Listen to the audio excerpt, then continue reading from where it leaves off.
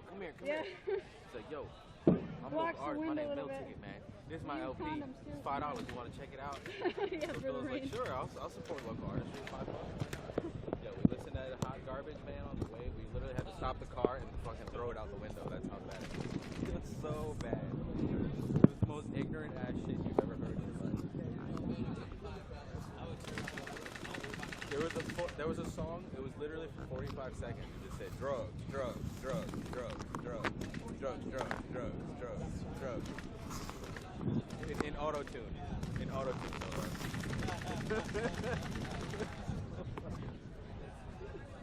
It was, yeah. There was like a good song on the CD. Yeah, just quit. Production value was so low, we had to cut half the song. It was straight. He's trapping right out. Trapping right out the parking lot. Selling weed and fucking mixtapes. Weed and mixtapes. It's so bad. Yeah, it's kind of weird, but this thing has tape on it. Yeah, you have something to break it up on. You know, had tape over.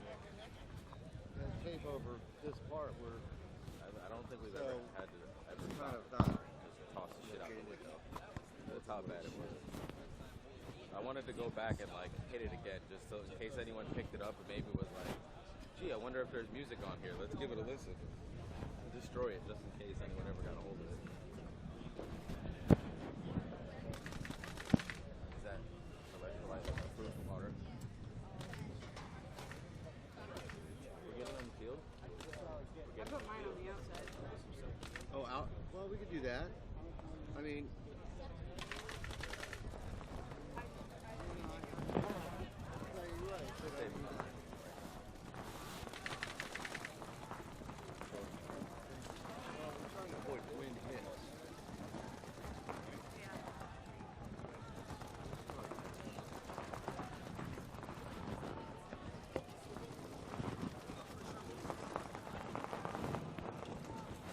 Quite a lot of the Norwegian teams out here, actually.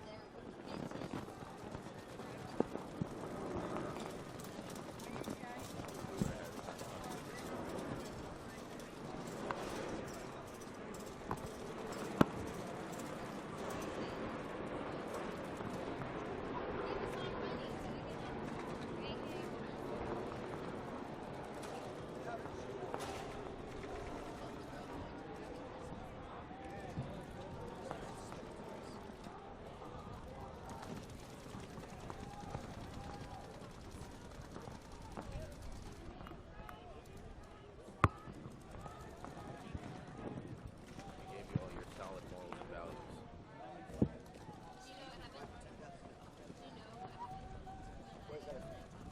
William, live field, get Waskovich.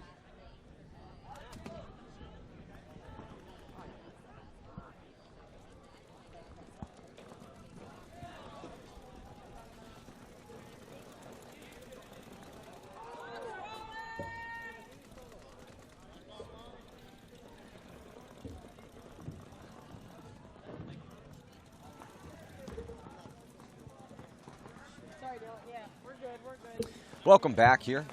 We've fixed the technical difficulties, and we are going to resume this match. 3 minutes and 34 seconds to go. The story remains the same, though. Catfish, it's been all Akron. Yeah. Miami is riding the struggle bus earlier this morning. Yeah, so they've far. been having their own technical difficulties in their pits right now as well. But look for maybe, them to come out a little bit stronger now. They took a little bit of a rest. I was going to say, Yeah. This was a really good beat here for Miami to get some momentum back. Akron definitely not able to utilize the momentum that they had built up after this technical timeout. So maybe we could see a different look here for Miami.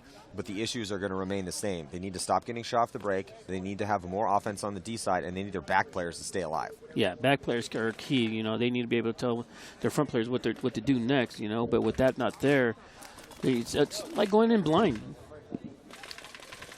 So let's get a quick update from Lauren Kelly about the Miami Redhawks. Thanks, Manny. Yeah, the Miami Redhawks definitely use that technical timeout to their advantage. As I reported earlier, there's only 6 of them here, so they're running a skeleton crew, and they're not getting a lot of time to communicate with each other off the field in between each point. That technical timeout gave them a lot of time to kind of talk to each other, check in with each other, and figure out what they need to adjust in order to get some points on the board. Well, this is, like I said before the break, not necessarily do or die time for Miami yet. They have 3 minutes and 33 seconds to work with here in this first half, and then a whole second half. But it would really help their chances here if they could just live through this break, keep 5 guys alive for the first time here in this game, and it looks like they do. So Miami, and not only did they keep 5 players alive, but they still had a pretty aggressive breakout. And here comes the move into D2, another penalty assessed. The rain came early. Yeah, another penalty assessed on Akron. That's going to send a body into the box, and here comes the push on the snake side. All the way down the snake. Yeah, Linder quickly utilizing the advantage, getting into the 50-yard line. They also have a body in D2 on the opposite side of the field. Linder getting some pressure on him right now on the mini wall bunker here on the snake side and cross field. Linder trying to focus his firepower at the stand-up temple in the blue zone. He has a back player behind him. Look for this Akron player to make his next move into the snake, possibly to counteract what Linder's doing in here. Lysot right behind Linder. Lysot trying to control that lane. That's what you're supposed to do here on this side. Wrap around. So Lysot, and then here's the D side for Akron. I'm sorry, no, that is Miami. So they have 2 bodies on that side. Looks like we got a 3-on-5 still. Akron has a body at the mini wall. They also have a body in the stand-up temple, so that's 2. Linder's trying to count the bodies right now. And there goes a desperation run as body comes out of the box, gets torched. Linder now past the red zone into Akron's white zone. Linder's going to get caught off guard here by the mini wall here. Yeah, how does Linder not know? I mean, it's right there. Linder completely goes to sleep on the body in the mini wall. Yeah. That's a huge mental mistake right there from Linder. And then Linder immediately tries to put it on his back player, saying, hey, how are you going to let that guy come around and shoot me like that? Yeah, if I was Linder, I'd put it on the coach because he needed to be there yelling at him, let him know that guy's still there. Looks like Miami already made it into the white tall wedge in the middle here. And there goes a body coming off for Akron from the mini wall bunker. Lysot here in the snake. Lysot going to try and get that crossfield shot that Linder was fighting against when he was that snake 50. Well, there are the 2 bodies left alive for Akron. D1 and the stand-up temple in the blue zone. There is Lysot. He wants to get across to the 50-yard line here on the snake side. But this point has slowed down quite a bit. There still are 4 bodies alive for Miami. They just they're taking their time on this one. Well, they're at the 50 brick in the red zone. They have a body now with Lysot in snake 2. He does have a back player behind him. He does. Yeah, they're also into the Dorito red zone on Akron's side of the field at the current moment. Yeah, they're in great field position. Yeah. They're just having a hard time working out these 2 bodies. Lysot needs to get going down the snake side. That's on the coach. Coach needs to be telling them now. The coach is telling them to go. Well, at least he gets that kill, yeah. But there's no one in front of him. No. He's looking at 2 guns. One of them's not even looking at him. They just shot out. I mean, Lysot literally could just run down and use those pins. It's not going to matter. They still they're going to get the point. Yeah. But there was, only 15 seconds left. Still able to put that point on the board as long as Lysot's clean. For the thumbs up from the ref, there it is. So the point is good. We got ourselves a 2-point game. 3-1 will be the score with just 14 seconds left, and that's probably going to be the score heading into overtime, barring 2 major penalties on this next point. So let's check in with Lauren Kelly. Hey guys, yeah, as we saw in that last point, it was a much slower point, but Redhawks aren't worried about playing a fast game right now. They want to slow it down, they want to connect with each other, and slowly get those points on the board to take back this lead. Back to you. Well, they're going to have a whole 10 minutes to work with. It's only a 2-point spread. Miami looked much better in that point. They were able to keep 5 bodies alive. They were attacking on both sides of the field. I really feel, though, that we had a couple mistakes over here on the snake side. Well, let's look at this replay. So on the snake side with Linder and Lysot, and here was this mistake from Linder. So Linder comes across, completely just forgets that there was a body in in the mini wall. Either he forgot that the body was there, or he just thought that his back player was going to dominate that guy and keep him inside his bunker, keep him and put that pressure on him. Regardless, it was a sloppy move. And then Lyslot comes in here, and there's no one in front of him, and they were only looking at 2 bodies. They still had 4 bodies left alive. They had the 50 brick on the D side. Like you said, they're past the 50-yard line into D4. Also had a player behind him, so lots of bodies left alive, and just couldn't seem to get across here on the snake side as there's only one gun looking this way. They still got the point, so I don't want to beat them up too bad, but it's those types of mistakes. If you play a better team, if they do win this game and they go deeper into this tournament, because they're going to play FAU next. So, yeah, definitely going to play a tougher teams when they in the next draw here. They did win a game yesterday, 2-1, so I can see where them slowing it down. That's a low scoring game, 2-1. Yeah. Yeah, some of these other games have been 8-0, 5-4. You can do 2-1 is a pretty slow rolling game. So here we go, a huge breakout, trying to make something happen. Linder all the way to Snake 50 off the break, and then on the delay, here they come, getting the flag. Gets decimated though. Still charging forward as time expires. They were able to shoot 2 bodies on the zips, but the Red Hawks, it wasn't for a lack of trying. It was a hyper-aggressive game plan, and love to see that. But not able to make it work, so we will head to overtime. Not overtime, we'll head to second half. So 10 minutes on that clock. You can see the replay here on this full court press. God, Jesus, it hurts. Yeah, he got tapped out right when he grabbed the flag. So here we are at halftime, 5 minutes, halftime period, and then we'll head to the second half with the score 3-1. And let's check down in the pits with Lauren Kelly. Hey guys, I was just talking to the Red Hawks coach, and I asked them, do you guys make a lot of your game plan calls on the field? Because it's very quiet here in the pits. With only 6 of them here, he said, no, actually, we have a game plan. We don't really change our game plan. Sometimes it works, sometimes it doesn't. But they don't feel like they need to change a lot. They're just going out there, they're playing their game. But it's pretty quiet, so this might be a back-and-forth match. We'll see what they can do in the second half. Well, that's a little unconventional. Just roll with one game plan. Well, we'll see how it works here in the second half. And we're going to be right back with more of this Action 2018 NCPA Championships. Stick with us.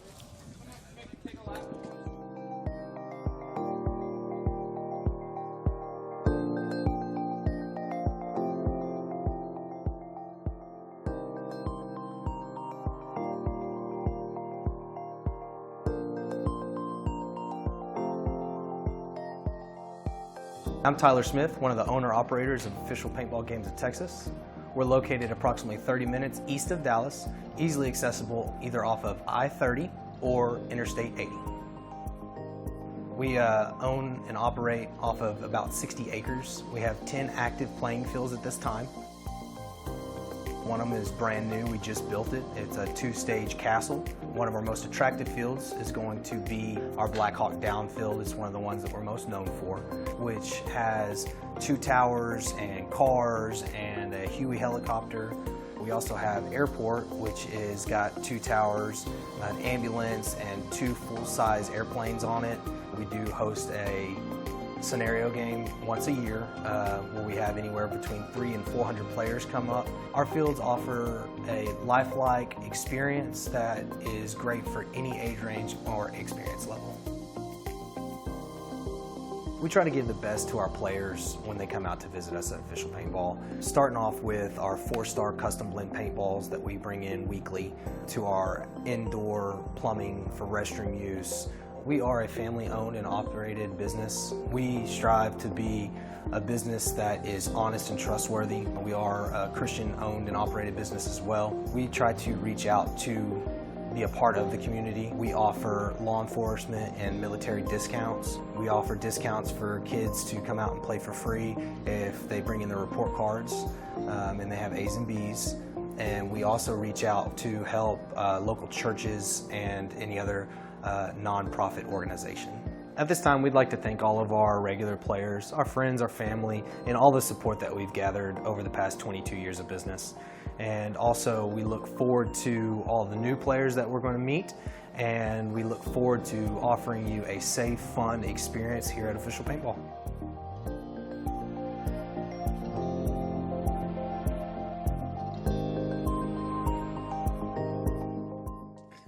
Going to be jumping here into the second half. 2018 NCPA championships. We're here on Saturday trying to see who's going to be playing on Sunday to win this championship. Right now, these two teams battling out to play FAU in the quarterfinals. Miami having a little struggle this morning so far. They do have 1 point on the board. The Akron Zips, though, looking pretty solid. 3-1 is the score. You can see there, yesterday, the average margin for Akron was the second worst, a negative 5.67. So what a difference a day makes here for Akron. Now, let's not get carried away yet. Yeah. Still a full 10 minutes to play. As you can see there, the score on your screen, 3-1. A 2-point spread is very manageable. Yeah, definitely. And I'm shocked at what Lauren said earlier about Miami of Ohio running out there with just one game plan. That's kind of unorthodox, right? Yeah, not typically the way you want to do it. You want to have a couple different looks at least with some options from those different game plans depending on the situation. But Miami yesterday, they did really well. Miami had a solid game here on the Webcast field, 5-3 against Purdue. They went undefeated. I guess maybe if it's working, just keep rolling with it as long as it's working. It's not working. You could see there that their average margin of victory for Miami was pretty close, 1.66, tied for 6th. So they were winning games, but they were winning close games. Yeah. Like you said, they had that 2-1 game, which is a real low-scoring match. On the breakout, these teams have switched sides, so now Miami is going to be on your right-hand side. They're in the red and black. And then those dark jerseys on the left is going to be Akron.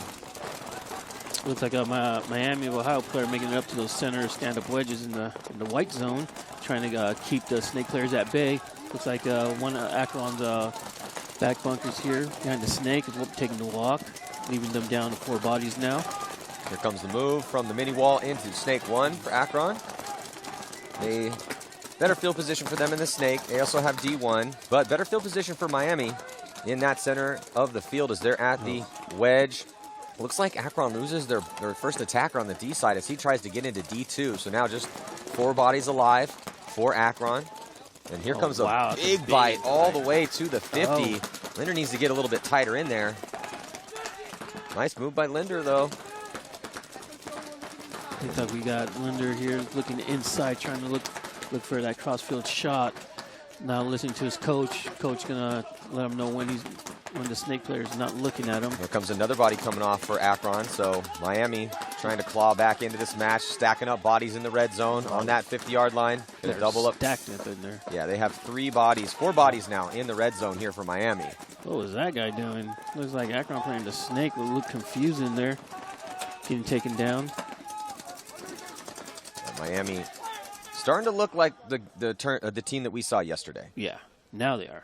That could be the second plan that they have in their books. Oh wait, no, they have one. Yeah, the one game plan strategy is not necessarily the way you want to roll. But again, Miami went undefeated yesterday, so I can't really say too many bad things about how they played. 8 minutes and 24 seconds to go now. We have a 1-point game. Let's check out this replay. You can see there's Lyslot again shooting over Linder, and Linder with the huge fill running low and diving into the 50-yard line here on the snake side in the red zone. And you can see one of the last players. So this guy, what was he doing? Oh God! He was trying. Get me out of here! He was the only guy left alive. Catfish. What he was he trying to supposed hide to under do? the bunker. You see that? Let me get underneath here. You know, so unfortunately for Akron, starting to hit a little road bumps. With they're starting to lose bodies out of their bunkers. They didn't get anybody shot off the break, but Miami's starting to win those gunfights. I really like the aggression, though, in that center of the field. Yeah, definitely. Well, maybe that plan is working. We've been knocking that one game plan, but they're back in this, you know? Yeah, this is anyone's game here at this point. You can see there the brackets for the tournament as they're at the 9 o'clock game. That's the game you're watching right now, and the winner of this game is going to advance to take on FAU, a team that made it into the finals last year. And then the next game coming at you here on this field after this conclusion of this match is going to be NC State taking on Drexel. These teams ready to go here. Well, it looks like Akron is ready to go. Miami making their way out to the start gate with their standard crew. They came out aggressive once again, this time going up the center off the break, and guy that stand-up wedge looking snake side. but they still weren't able to keep Akron from getting into the snake, as we saw Van Camp diving in there. Well, we like what we saw to Lysott and Linder yesterday here on the snake side of the field. And also Mays and John Ramos getting in there, Thomas Ridge, Mike Severson. There's that run up the middle for the Miami of Ohio player. Yeah, and also into D2 for Akron. So Akron in good field position here, but they lose another body quickly, make that 2. So Akron survivability becoming an issue, but looks like Miami going to get a penalty.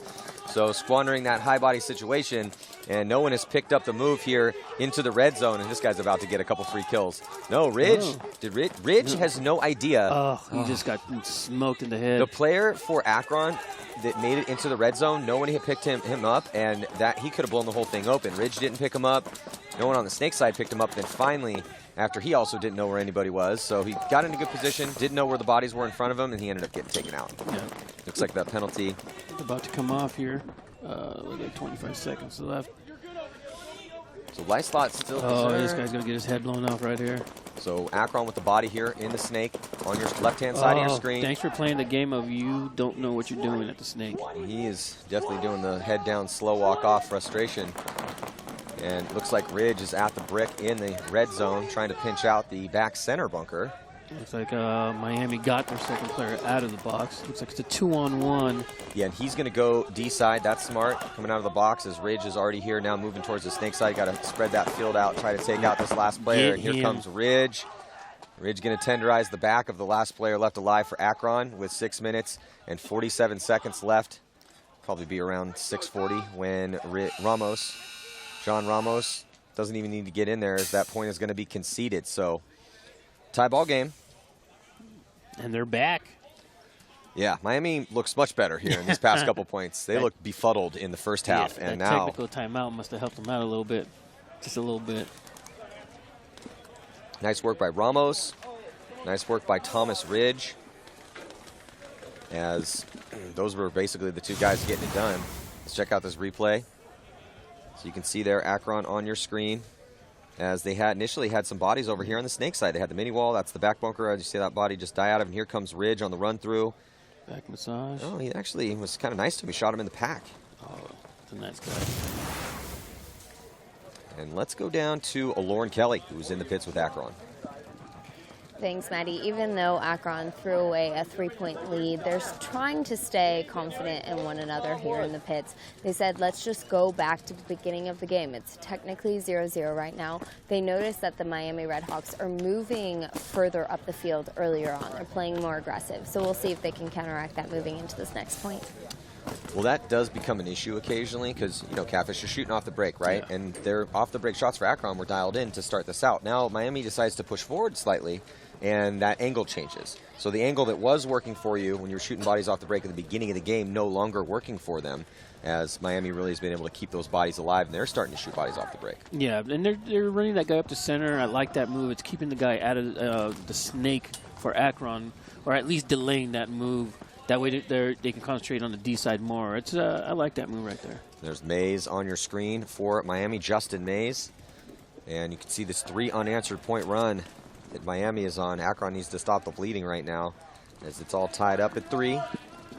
6 minutes, 43 seconds to go. Akron on your left, Miami on your right. On the breakout, we'll see if Akron can keep those 5 bodies alive. Miami continuing, Catfish, that aggressive push up the center, like you said. That guy right there. Now his job, all it is, keep that little mini wall out of the snake and the stand up.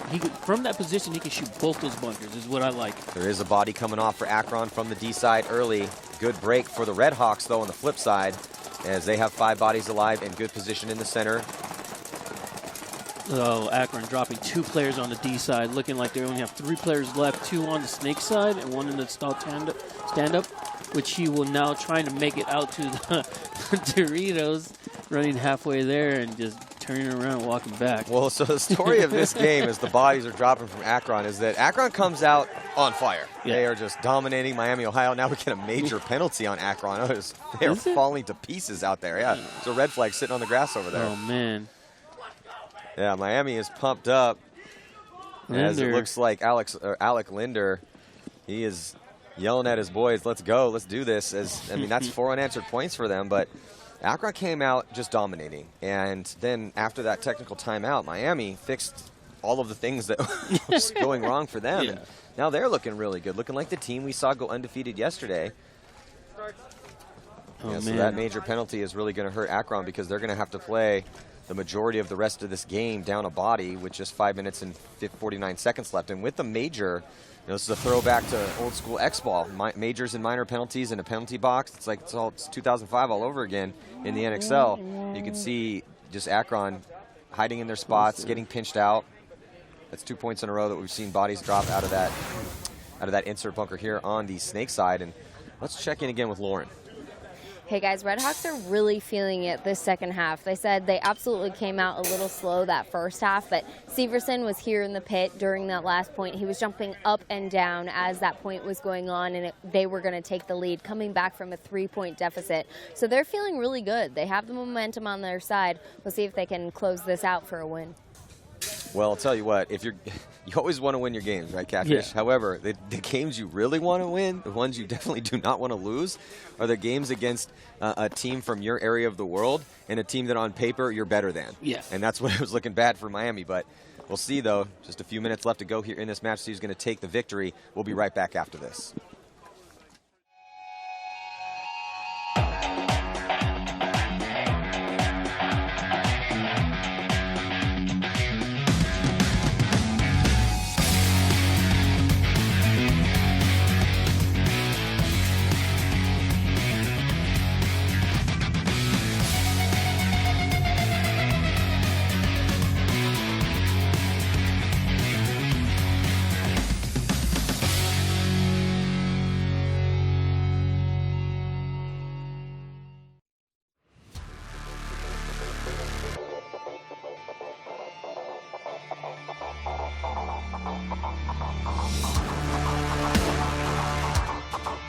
Well, you're in Vegas, obviously. There's a lot of distractions, and it's the first event, which is always unique compared to the other ones. You don't really know what to expect from new teams and new roster changes, right? Everybody thinks, these big moves are happening, and the whole pro division's remapped, if you will.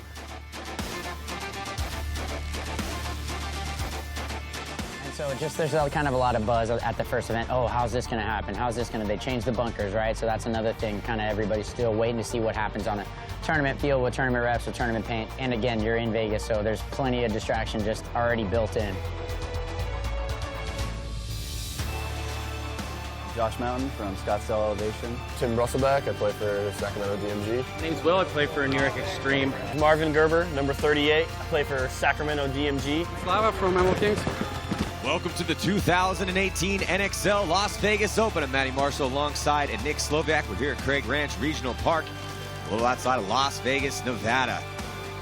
The new season is upon us, and we have a new day in professional paintball. 20 professional teams will be taking the field here in order to compete to try to see who's going to win this first event.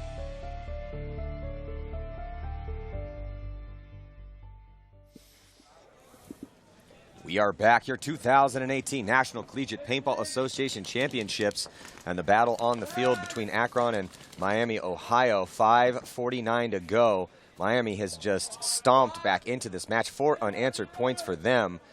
Akron really falling flat here in the second half, Catfish. Yeah, definitely falling flat. It looks like they're not deviating from their plan here in Miami, Ohio, keeping that player up the center, looking snake side. But Akron did not send a snake player this time. Could be because he's probably sitting in the dead box there. Yeah, penalty box, Akron with that major penalty. Going to have to play down a body for the next minute and 39 seconds. The majors stay on. Even if you win or lose the points, it doesn't matter. A minor will come off if you lose the point. But that guy's going to be in there for the next minute and a half.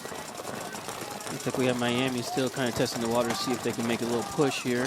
Still trying to get that extra body off the field on Akron's side. Thomas Ridge has been doing a really good job on this comeback of being a little bit of a thorn by getting up that middle into the white zone to the wedge. Oh, an Akron player getting a penalty. Another one. He looks like the guy in the penalty box is going to get a partner here. Hey, buddy, how's it going? Man, this is a rough second half. This is it's unbelievable. In the first half, Akron could do no wrong. Yeah. And here in the second half, it's been the exact opposite. Multiple penalties, guys dying out of their spots. I don't know where the aggression went, probably because they're also getting shot off the break. They don't have even bodies to attack with. And Miami completely has answered the challenge so far, trying to close this point out. They do lose body over here. They do lose a body on this snake side. I think that's Linder. No, that's actually Lyslot. So Lyslot frustrated with himself as then Ridge runs to his death, too. And they forgot about the guy in the Dorito. Yeah, the guy on the D side, and he's about to get executed. He did switch his gun, though, so it might be a penalty there. Penalty going to be assessed on Akron. So that's two minor penalties that they got in this point. They got 3 Stooges back there in the penalty box. So was that 4 penalties that they have in the second half now? Yeah. Look like well, they need to concede. Well, okay, get that body out. Oh. So Linder grabs the flag, head checks on the scoreboard, realizes that there's not much time left on that penalty, so he then decides to sprint in, but he almost didn't get to hang that flag in time before that guy came out, and that guy was about to come out and blast Linder. So it was actually well timed by Linder. It looked close, but it looked like he was about to get blasted from point blank. You can see the close here, as initially the Redhawks just completely falling asleep on the player in D2. They picked him up, ran him down, he spun, he gets a penalty, and then on the closeout, Linder was the last player alive to hang that flag for the Redhawks. So they're going to go up by 2 now, and there's just not that much time left, just a couple minutes. Let's check in again with Lauren Kelly. Hey guys, Akron is definitely feeling the frustration after some of those penalties. The coach came to the sideline and said, what is going on with these penalties? How are these happening? So they're talking about it right now. They've been arguing a little bit. Of course, they don't feel like some of those calls were fair on their part. But we'll see if they can turn this around and try to get the lead back. But they're down 2 points, like you said. Well, they need to live through the break. Step 1. That's been their problem here in the second half, obviously, with Miami on this 5-point run. Just Akron falling apart. They're not surviving on the break. There's no aggression. There's no bodies to even attack with. They're losing bodies out of their bunkers for no reason, just losing gunfights, which is going to happen. It's paintball. You're going to get guys shot, but when you see 2 guys walk off within the span of 20 seconds and nobody got ran down, they're just both gunfight losses, and that keeps happening 4 or 5 points in a row, then we got a problem. So Akron needs a little bit of a reset here, and it looks like might still have a body in the box with the penalty. A minute left. Really hurting their chances here, having to play down a man for a large section of this second half. But Miami should be smiles all around with how they're looking right now in the second half. And we're going to take a quick commercial break. We'll be right back.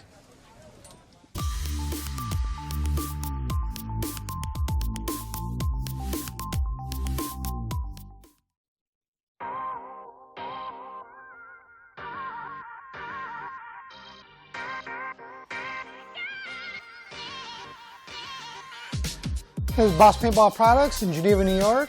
Our local team here is Boss Ballers. We've been running the team for about 10 years now. Ross Jones of Boss Paintball Products is not only a highly respected member of the paintball community, but he's one of the nicest guys you'll ever meet. Ross is always setting the tone, doing awesome new great things, bringing in high-profile professional players to do some clinics, so that's what we're here to do.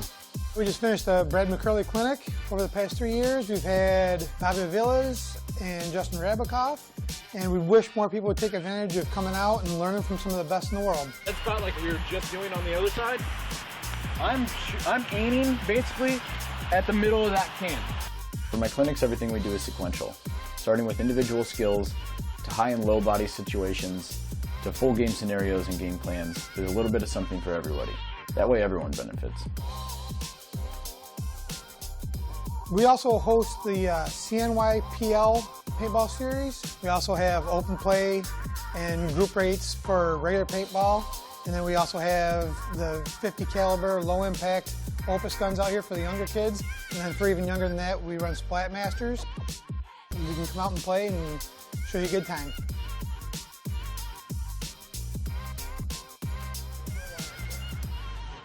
Thank you guys all. Add it to the list. We are back here, and it is a pretty nice and breezy 75 degrees out, and there is a slight chance of rain this afternoon. We're hoping that will stay away. But it is Florida, so, I mean, pretty much on any given day, there's a 15 to 20% chance of the liquid sunshine, as they call it down here in these parts. Akron really struggling here in this second half. They have not scored a point in the second half. They let Miami just stalk back into this match. 3 minutes and 33 seconds to go. Akron now down 2 bodies. One sits in the penalty box, and they lost another body catfish on the D side. Yeah, that like you're saying, survivability is not on their side at the current moment. Looks like the Miami Redhawks are secondary into the snake and the center wedges. Looks like the center wedge is now looking Dorito side, like looking for them to push I'll tell that you what, way. as far as moving forward, though, Catfish, yes, if Miami wins, or whoever wins has to take on FAU, it's looking like it might be Miami with a 2-point lead with 3 minutes left, and Linder in the snake. But I like what I'm seeing out of Linder and Lyslot over here on the snake side of the field. Also, between Ramos, Mays, Severson, and Ridge. Ridge has been the guy getting up into the center for the most part. Right now it's Severson, but the game plan, the one game plan that Miami has, is working in this comeback. But a lot of it is because they're not scared to attack, and they're surviving the break now. So just such a huge difference here as Akron is just continuing to lose gunfight after gunfight after gunfight. Miami of Ohio into the red zone, looking like the Akron got their guy out of the penalty box. Because we got 2 Miami of Ohio players in, one in the snake 50, the other one in one of the red bricks at the 50 on the snake side. Looking like an Akron player is taking the lonely walk on the Dorito side as well. Not looking too good on that Dorito side. I think that Dorito side is blown open at the current moment, Matt. Well, here's the problem. Miami has 4 bodies alive and a 2-point lead, 2 minutes and 4 seconds to go. Akron looks like 2 bodies alive for them. They need to blow this horn. Yeah. Give them the 3rd point, reset. You have 2 minutes left because all Miami is going to do is just what they should do is just slow the roll, take as much of the time off. They should win this point as well because they have a huge advantage on the body count. Yeah. But the time here is definitely not the friend of Akron. Akron is very content right now, just holding all 50, all the red zone. Looks like the wall behind the snake is getting a little antsy for Akron. Yeah, but Miami's just stacked up in the red zone with the 2-point lead and barely any time left. This is exactly what Miami wants Akron to do. Just hide in your bunkers, try to play like it's 0-0 and we just started the game. Akron should have conceded this point 40 seconds ago because the inevitable is about to happen. That was a dumb gunfight from the little wall behind the snake. Yeah, because now you're expecting your guy to pull off a 1-on-4. That's about as low probability as it's going to get here in this sport. Oh. Take a little sunshine to the face. See, if they had conceded this point a minute ago, it would be 2 minutes left. The score would be exactly the same as it is now, and less guys would have to clean off. So, those are the small things that you got. If you want to always want to give your team the best chance. And a 2-on-4, not a very high percentage probability that's going to happen. And then a 1-on-4, that's almost for sure not going to happen. We've seen. I mean, I think I've seen 5 or 6 1-on-4s pulled off in the past 5 years. Yeah. So it does happen occasionally, but that's about as low percentage probability as you're going to get in a situation out there. So we're going to reset here. It looks like Akron will be back at full strength finally with just a minute to go and down by 3. Looks like Miami will be playing FAU, but we will see. Let's check in again with Lauren. Thanks, Maddie. Miami Redhawks are on a run right now. They were down 3 points going into this second half, and they've just gotten 6 points on the board to take this lead. They are having a little streak of luck right now. As I've reported a couple times, they're running with a skeleton crew. Most of the guys are playing every single point, and the weather here is definitely doing them a favor. It's overcast, it's a little bit breezy, so none of them are looking that tired in the pits. Yeah, definitely a much different day as far as the conditions. I mean, was it blazing hot yesterday? Not really. You know, mid-80s for Florida. We've been out here when it's been 105 with 90% humidity and had to play through that. So I can empathize with these guys. Yesterday but it was a little bit more of a struggle in the afternoon when you have all your gear on, as we're looking at the replays of Akron just getting demolished. Yeah, just a dumb, a little sunshine on his face. But this is perfect paintball weather. Yeah. Overcast, slightly breezy, mid-70s, not bad at all. No one's safe out there. Poor cameraman getting blazed up too. That's why they get paid the big bucks.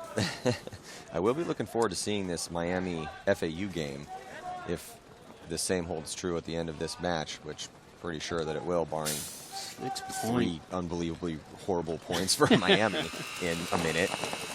So here on the breakout, at least Akron is given the good old college try. They take the 50 snake off the break and the brick in the center. On the Dorito side, look like the Akron player looking to wrap here, keep that player at bay. Oh, Servison not making it to the corner, snake corner. Looked like the Akron Snake player coming across and starting to dice people up. I have inside. no idea why no one is putting a gun on the snake side of the field for the Redhawks. Yeah. Now they finally pick him up, and not before he did his damage. But the players that are at the 50 bricks need to start rolling up the field as all the guns have turned towards the snake side. Yeah. Oh. Well, they're definitely making the attempt as they get into the white zone here on Miami's side of the field, and then here attempting the run through. Not able to get it. Looks like he got torched from D1. Yeah, I didn't even see D1. There's a D1 player there for Miami. D1 is hot for Miami. The back Aztec is hot, and they're just going to run into the guns. But hey, hats off to Akron. Yeah. At least they attempted to do what you're supposed to do in that situation, which is recklessly attack and run into the guns. It's better for that to happen than for you to just sit in your bunker and let the time expire. But what an amazing come from behind victory here. Initially down 3-0 and looking terrible. The Redhawks, after shaking off some big time struggles in the beginning of the first half, and then they just stalk back, score 6 unanswered points to take this victory and punch their ticket into the quarterfinals. And as they will be playing Florida Atlantic University Owls, that could be a good game. Yeah, that could be. If they play the way they've been playing here against the Owls, I mean, it's going to be a good game. But we'll see what team comes out. I mean, I hope they have another game plan. So let's check in with Lauren Kelly. Hey guys, I'm here with Alec Linder. Congratulations on this win. It was a very big comeback story here. You went into the second half down 3 points. You managed to end it 6-3. Talk to me a little bit about what happened during that halftime that shifted the momentum for you guys. The first half, we were just getting shot out of our bunkers. We couldn't really push down the field we were doing yesterday, and it was just real brutal. Second half, we made some adjustments, started sending guys up the middle, and we were getting kills on that snake corner, which allowed us to push the snake, and then the D side eventually could push up with us shooting the Dorito side, and all in all, it ended up pretty well. They got a couple of penalties that helped us out, but, you know, it's how the game goes. Yeah, you definitely upped the aggression in this second half. Now, I heard one of your teammates telling you to say that snake is king. So talk to me a little bit about the snake side. Why is it so important on this The layout? snake, if you get dominance on your on the corner, you can crawl all the way down. The only one that's holding you in is really the Echo, which is a tall temple on the snake side, and they can't really shoot you if you're low enough, so it's easy to crawl right up to that 50 and then wrap on people. Well, congratulations on that win against Akron. Back to you guys. Thank you. So stick with us here. More action coming at you from the 2018 NCPA Championships. We'll see you in just a few.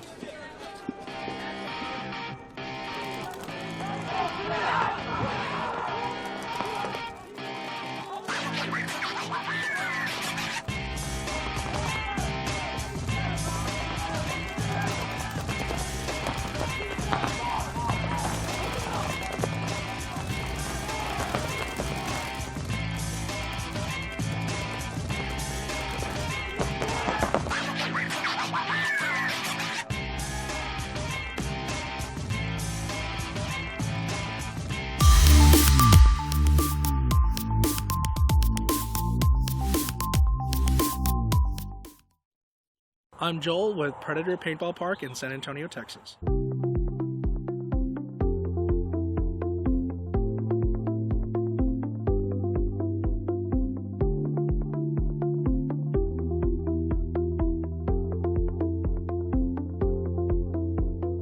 We host 7 different fields, all combined into 2 very large fields that are all playable at the same time. The Urban Combat field is by far my favorite. The Urban Combat field took 2 years to design and build. It is our most popular field due to the fact of buildings, cars, and lots of obstacles that makes you immerse into a video game atmosphere.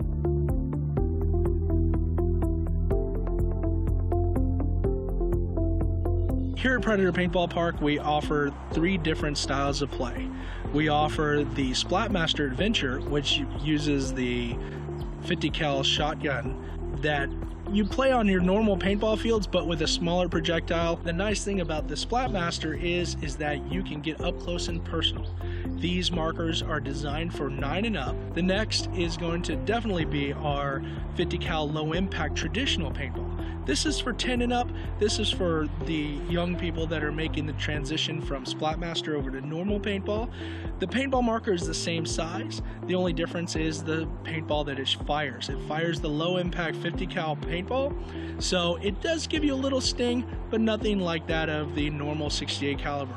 And then of course our final package is the 68 caliber full on paintball. All of these paintballs are super high quality that you can only get from GI with our 50 cal and all the way up to our pro grade 4-star GI.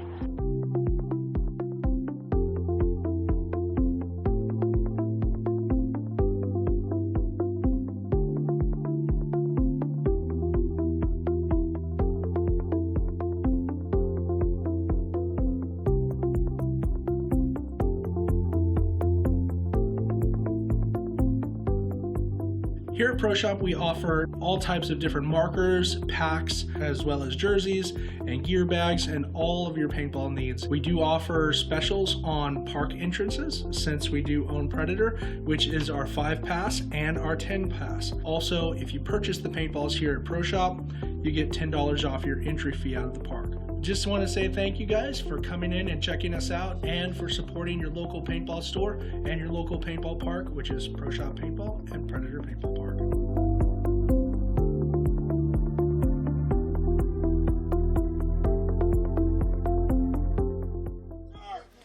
Welcome back, 2018 National Collegiate Paintball Association Championships. I'm Matty Marshall with Kevin Catfish Garcia.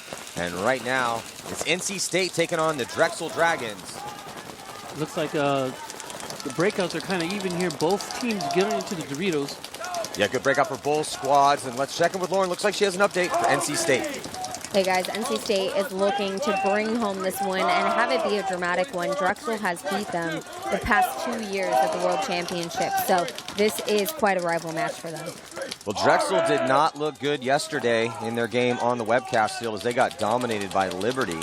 So, yes, it looks like NC State trying to look for a little redemption. NC State, they look great against UConn. You can see here, Drexel yesterday 0-3. They lost to Liberty, Purdue, and Miami, Ohio. So Drexel looking for a better day today. It's not getting off to a good start, though, as they lose 2 bodies. And there you can see NC State, their average margin of victory yesterday, 2.66, not bad at all. And here on the breakout, or here on the move into the Snake, as they won the breakout, shooting those bodies. You can see there yesterday, NC State went 2-0-1 against UConn and Tennessee with the victories and a tie against PSU. And now looking pretty solid here, up some bodies. Drexel trying to hold on in those back bunkers as the attackers for NC State have moved into the red zone, now actually past it, getting to the wedge in the center of the field. Catfish like what we're seeing out of NC State again. Yeah, definitely. They're being real aggressive right now, but still playing methodical as one of Drexel's center back players being eliminated, walking up the field. And NC player here now launching an exchange with that lonely Drexel player. Yeah, and that last player was at the stand-up temple on the D side. Tries a desperation run into D1. Probably not the best move at that particular time as there was a bunch of guns on him and he got shot up a little bit. So Drexel continuing their struggles here today with the survivability off the break. Initially looked like they had a pretty solid, good cross-field spread, but right away losing those 2 bodies. Yeah, it's definitely hard to start off a game with 3-on-5. I mean, it's going to be very difficult, especially when your players up front and you're losing your back players. You know, that's kind of no bueno. The survivability for the back players on this layout has been difficult for some of these teams. You could see that last rundown at the closing seconds of the very first point. NC State going to take a lead here, 1-0. What we saw yesterday in the Liberty versus Drexel game was a similar situation. Drexel was, you know, in talking to Mike Zapanis, their coach, you know, longtime player for them, and he said to me, he's like, look, I really feel, based on how we had played before this, that there was the nerves were a big factor. Yeah. And that's a real thing, you know, coming out to the biggest tournament of the year in college paintball. And everyone loves coming here, but you got the webcast, you got the tournament refs, the tournament paint, the tournament pressure.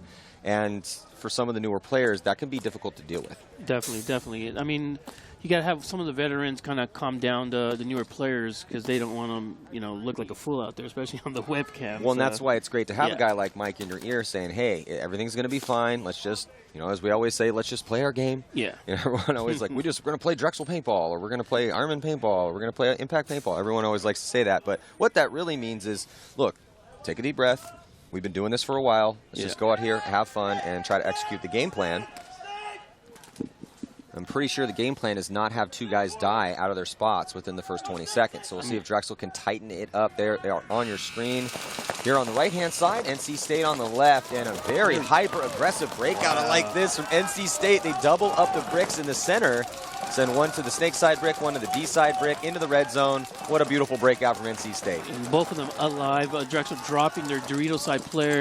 Looks like they got all 4 back bunkers alive for Drexel. And it's going to be very difficult for them to fight out of those positions, especially with the NC dominating and owning this red zone, both bricks. Well, I'll tell you what, Catfish, we definitely have seen the attackers on this layout, which is a layout for Dallas, you know, the event in the NXL going down May 4th through the 6th, so mark your calendars for that one and sign up for Go Sports. But with the 2 bodies, basically everyone on the attacker snake side, D side, in the center, haven't really had a hard time getting into their initial spots. We've seen big moves up in the center, big moves to the 50 snake, moves into D3, D2. So I'm interested if that's going to carry on when the pros take the field in a couple weeks. Well, we'll see. I mean, the pros see it the field's a little different than some of these college guys. You know, they're more seasoned. They know what to expect from other other pro players as well. NC State looking seasoned right now. Yeah, I love the breakout. Both those guys stayed alive. They're trying to get some upfield penetration on both sides of the field, D side and snake side. They're in D1. Snake side first attacker hasn't been able to get into the snake, which I think that he probably could have had opportunity. So he's just going to run right in there, and sure enough, makes it in clean, and then starts taking some paint there on your screen. Looks like NC players are 5 strong at the current moment. And NC State also pushing into D2, gets in there clean as well. So good secondary moves. After the hyper-aggressive break, we haven't seen a team come out with a break that aggressive yet here at this tournament with 2 bodies. Drexel just dropping bodies. Looks like the snake side is open. Guy trying to fill out from the center of the back snake stand up, getting decimated from one of the bricks on the Dorito side as they concede that point. Mike very wisely pushes that button and saves some time on the clock. So 2 solid points here from NC State. That was a perfect point. All 5 players alive for NC as they come off the field here with 6 minutes and 16 seconds to go. I like that breakout. That breakout was great. So we've seen hyper-aggressive breakouts, but only when a team is forced to do it when they're down points. Yeah. We haven't seen it when in the beginning of the game to send both the bodies into the red zone in the center. They both made it. What a great point for NC. And we're going to be right back with more of this action here. Stick with us.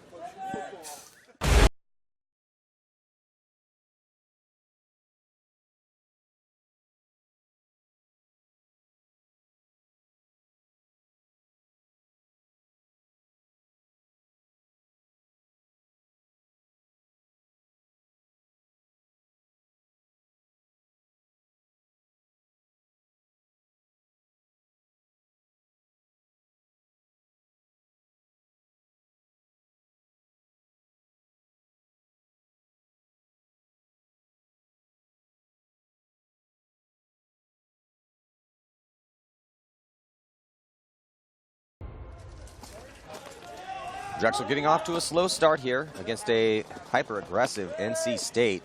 The Dragons struggling with that survivability off the break, Catfish. Yeah, definitely not looking too good right now. In the beginning of this game, looks like Drexel's average of margin yesterday was a minus 3.67, third worst. Yeah, so need to tighten things up here on Saturday in a must-win situation as we are into the elimination rounds. Drexel on your screen. In the blue and the yellow. Let's see what NC has in their bag of tricks here. So this time they go from a hyper aggressive breakout to the most conservative breakout, Look and then crawlers. They got 2 crawlers. up in the center. That's old school right there, boy. Getting low, and they're able to make it in clean. And Drexel continues to struggle off the break. Another body. So now dropping. Yeah, so just 4 players left alive. And wow, that NC State getting crafty, Catfish. Yeah, I mean, no one broke out wide. Looking so, like you and me in the woods like 20 years ago. Oh, man, it looks like NC State just dropped a player trying to fill in behind on the Dorito side. Both of their front crawlers made it, one into the red zone, the other one into stand-up wedges on the Dorito side. Looks like we got, what is it, a 4-on-4 at the current moment. 3 black players all 4 back bunkers for Drexel. Again, not a couple spots you want to fight from, especially when you got guys in the red zone. So Drexel in those back bunkers, 4 guys alive, and they inhabit all 4 of the farthest bunkers on the field away from their opponents. Back 2 in the center, and then in the D side and the snake side as well. So they're just trying to roll those guns and figure out a way to pinch out one of these 2 players in the center for NC State. NC State doesn't have any forward progression over here on the snake side, and they do have D1 and the back center, and now pushing into D2. I think it looks like D2 players, or the one at D2 is getting eliminated. Yeah, as he takes the walk back to the pits. Let's go down to the pits with Lauren Kelly. Hey guys, I am in the Drexel pit right now, and the coach, Michael Zapanis, is just yelling the calls to his boys. He's also yelling, guys, play slow. So we're going to see them play a slow strategy here. We'll see if they can get a point on the board to lessen this point spread. Now here comes the player for Drexel running up, and he's going to try to get a shot on it, and he does, and he stays alive. And then it looks like the NC State player, he's going to come around. They're going to do the do-si-do. And no one has picked up the player for NC State. He makes it all the way to the backfield before he gets shot. However, so Drexel able to pull this one out. What a nice move. You got to love that do-si-do. So that was for Drexel. That was William Bothwell. We have seen William Bothwell play well for Drexel throughout the past couple seasons, and they needed something. They needed a spark plug in that point. They were stuck in all those back bunkers. NC State had overwhelming superiority as far as the field position was concerned. But then all of a sudden, Will Bothwell is like, hey, man, I need to go up here and take out the thorns in our side at those center bricks, and it ended up working out for him. Yeah, definitely. He took one down, and the other one played do-si-do with that one, which kept going and got eliminated by their back bunker. So that was a big point here for Drexel to finally get them on the board to score a very manageable 2-1 with 3 minutes and 55 seconds to go in this first half. It's good to see that, though, because up until that moment, there had been no bright shining light at all for Drexel. They didn't do anything in the first couple points to speak of, and were definitely not hiding, but being forced to stay in those back bunkers with these aggressive moves off the break that NC State's pulling off, getting to these important spots and forcing Drexel to deal with those situations where all of a sudden the lanes they wanted to run through are being shut down. And then Will Bothwell just had that beautiful move up in the center. And let's check in again with Lauren Kelly. Looks like she's down in the pits with NC State. Thanks, Manny. I am here on the sidelines for NC State. And Sean Dolan, who was a very clutch and rookie snake player for them yesterday, is down here telling his coach he needs to sit. Someone needs to spin for him. I don't know if he's feeling sore from yesterday or he's just not feeling confident in himself today, but it's interesting to see him sit himself during these points. Well, sometimes that's what it takes. So Drexel now with a little bit of the momentum that Bothwell just got for him. You can see there the Class A season rankings for NC State 4th overall and Drexel 6th. So on paper, relatively close match, or it should be. So far, with that Bothwell move, has made it close. 2-1 is the score here in the split screen breakout. Drexel on the top, NC State on the bottom. Does NC State go hyper aggressive again? Man, they are throwing everything in the kitchen sink right now off the break as they go to the front player cuts to the inside and then cuts outside and gets into D2. So looks like they're filling out the key spots here. D2 and then the mini wall behind Snake. Drexel dropping the body off the break. That's unfortunate for them. Probably gonna not be good at that position. Yeah, it looks like Josh Gable is the first to take the walk for Drexel, so 4 players alive for them right now. They do have a body in pretty decent field position with Kevin Leong over there in the white zone. shading towards the D side. His gun is looking towards D2. NC State off the break with that creative move to get their body into D2. He's still alive. Yeah, not seeing too many people use that little bunker there where he's hoping to catch the next move from D2 into the red zone here. You can see there on your screen the lineup for NC State as they have the mini wall insert bunker on the snake side, D2. Another body coming off for Drexel. Looks like Leon got shot out on that side of the field. So now just 3 players alive for Drexel. Now Miami trying to make that push into the red zone. Dorito side gets eliminated as he goes. 4 players alive for NC State as they have the back bunkers and also the mini wall. Mini wall wants to go. Yeah. He wants to, you can tell by his body language, he wants to make a move. Now you're looking at Drexel. He's in that mirror. He wants to go. That was like his 3rd guess. He second guessed himself, then he triple guessed himself. And now he's just going to decide to shoot D side. Yeah. Oh, looks like we got another Miami of Ohio player coming up. Or NC State, sorry. NC State player walking up. Here he goes. The snake. Wants to make his move. Makes it clean. And into D2 as well for NC State. And snake 2. You can hear Mikey from the pits over here in Drexel just yelling out commands over here. So Manaza into the snake for NC State. Into snake 2. And now he's going to get to the 50-yard line. 50, yeah. There's only one gun looking towards the snake here, looking at Manaza.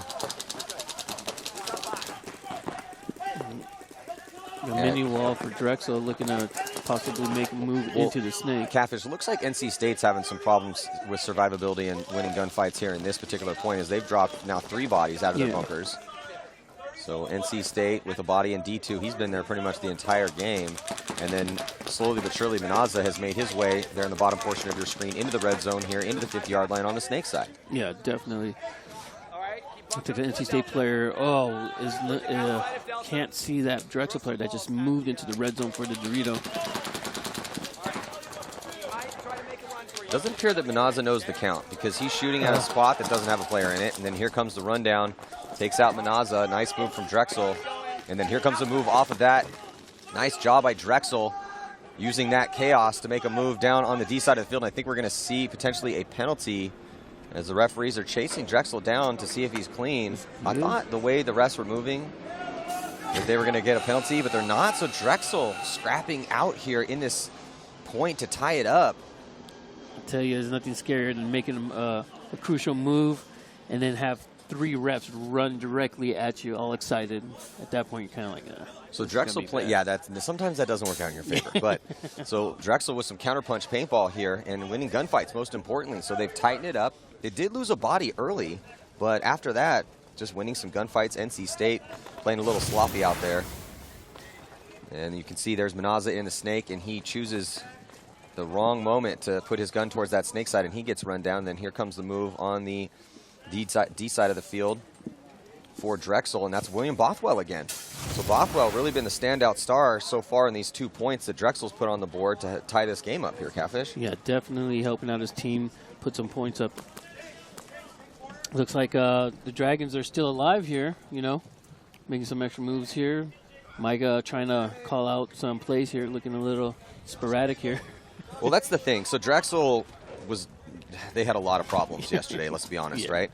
NC State, they played well yesterday, but it doesn't matter today. Yeah. That's all yesterday. Yes, you want to learn the lessons from those mistakes, but as long as you can play well and you have this new opportunity, it's like we always talk about, every day's a new day, every moment's a new moment. Pick your cliche. But that's a very true thing. So Drexel showing it here, and really have to give a lot of credit to Will Bothwell. That's 2 huge moves for Bothwell.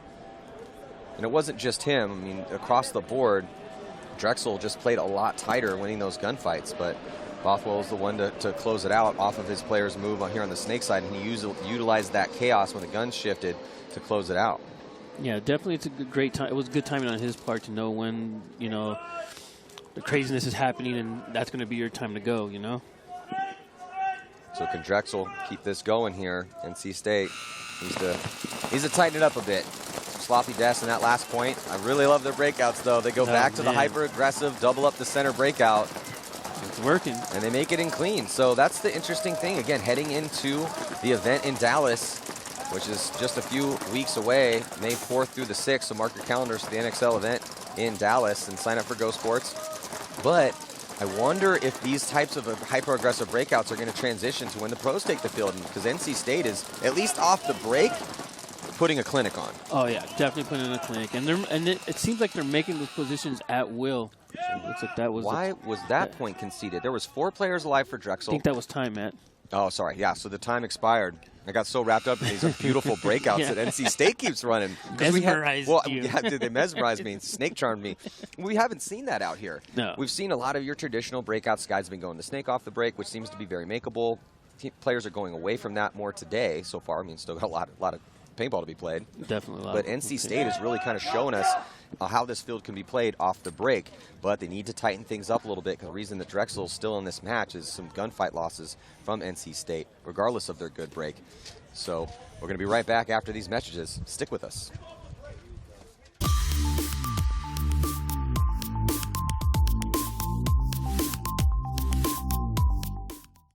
My name is Dave Massey. I'm the president of Hell Survivors and Exotic Sports. We've been doing paintball right here in Pinckney, Michigan for over 35 years now.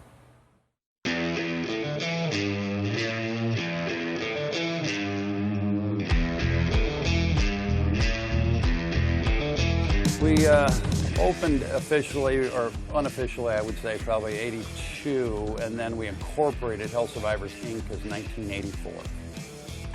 We're going to give away a 2018 VIP membership to Hell Survivors. We do all kinds of birthday parties. We feature the 50 cal program for youngsters as young as 6 years old. We do recreational and open play every weekend. We do private parties, corporate outings during the week. And then, of course, we host some of the finest major events in the country right here at Hell Survivors.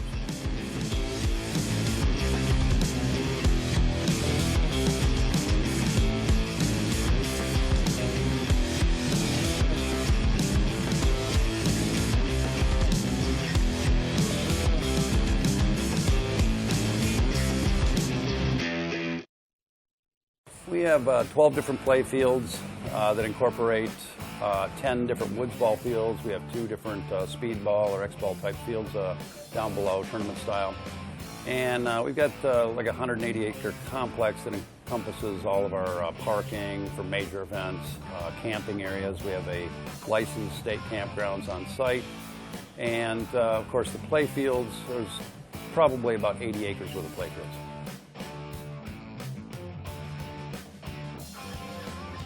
There's a gigantic swamp area in the center which dries up towards the fall this time of the year, which you can traipse through.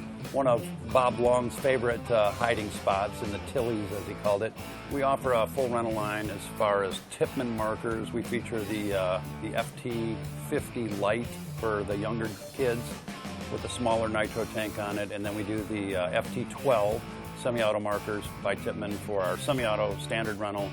And then we also feature the Phenom Select Fire full autos for people that want to rent a full auto. If you want to buy gear, we have 2 retail outlets right down the road here in Pinckney. Exotic Sports is our retail division, and we've been in business with retail for probably 25 years as well. And we also have a store in Taylor, Michigan, which is about an hour from here. Well, we have pros coming from all over the country, especially for our major events. Of course, we've got Rich Telford, first time here. That was nice to see him out here for the first time. And then we've got, of course, Nick Slowiak, one of our favorite general type guys. We've got, of course, Reaper comes from California. He's out here this weekend. And one a monster game a few years back. We had Mr. U and Bob Long did a face-off for a few years in a row. And Bob Long, he told me, he said, Dave, I played all over, and this is one of my favorite fields to play. And that was very humbling to me coming from Bob. He's a legend in the industry, and I respect him a lot, and his opinion, and his compliments. Red team, 2,731 points yesterday. These events wouldn't be possible without our title sponsor, GI Sports. And this year's trilogy of events, next year, it's going to be the legacy of paintball, because we want to make it one-stop shopping for all of the local players. You can come and see a Viper game. You can do a Mission Masters. You can do a Hell Survivors game. We're also got some other great things in the works that we'll disclose later on this year. And 2018 is going to be a great year to be a VIP member here. I might just throw that in. And yeah, we're real happy and real excited about 2018.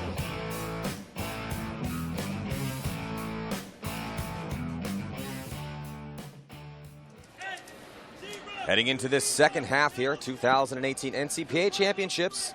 Drexel had tied it up here with NC State, but I love what I'm seeing from NC State off the break. Now that these teams switch sides, we'll see if NC State can keep up these brilliant breaks.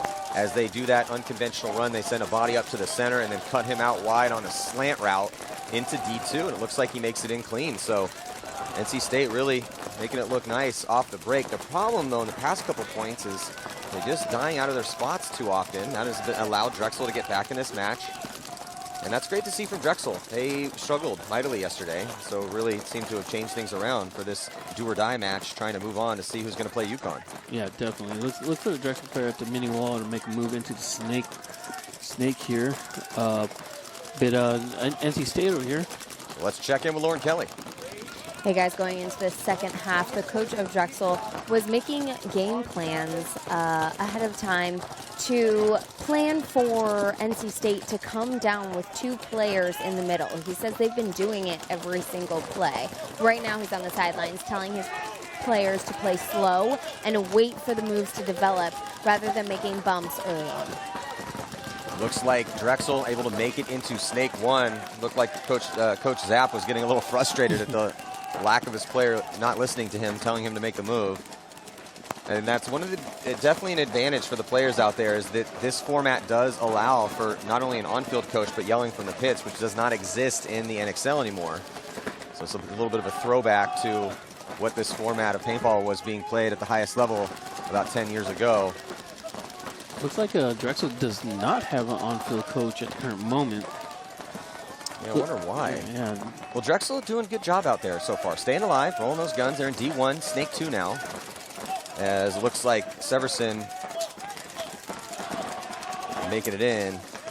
Oh man, looks like NC State now making a move across Dorito in the red zone on Drexel's side of the field now. So we have yeah, so it looks like Jake Asuncion, who's in Snake 2 right now for Drexel, and he's in good field position. Everyone's looking at him right now. He has basically in one of those positions where you get your front player up pretty far and then just have all the guns turned to him.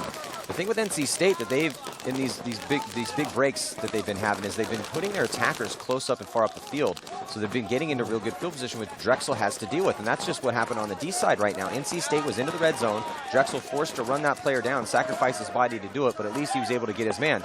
But this is good to see for Drexel. Now, on the counter move, off of that chaos, getting into D2 and then getting a kill in that center. So beautiful job by Drexel here in this point. Shooting that, center wedge on NC State side over here. Freeing up the Snake, going into Snake 50. Now it looks like Jake able to get to the 50-yard line here for Drexel. Trying to close this point out and take a lead.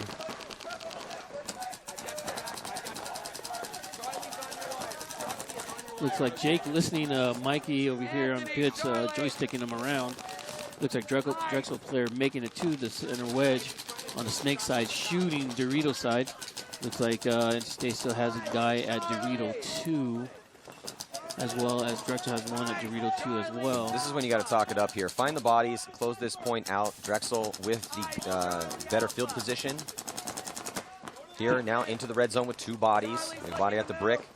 Body at the 50-yard line as Jake is now wrapping around trying to get a shot on the back center bunker, who's just tucked into that spot as tight as he can get. Oh, man. And it looks like he might have got clipped out. There on the right-hand side of your screen, the referee's going to run in and check him out. There's Jake Ascension, and didn't actually, no, it must have bounced him. That one broke. Oh, man, I think that was, shooting out Negro out into center back. And Jake is going to try to close this one out. He is coming up and trying to get that crossfield shot.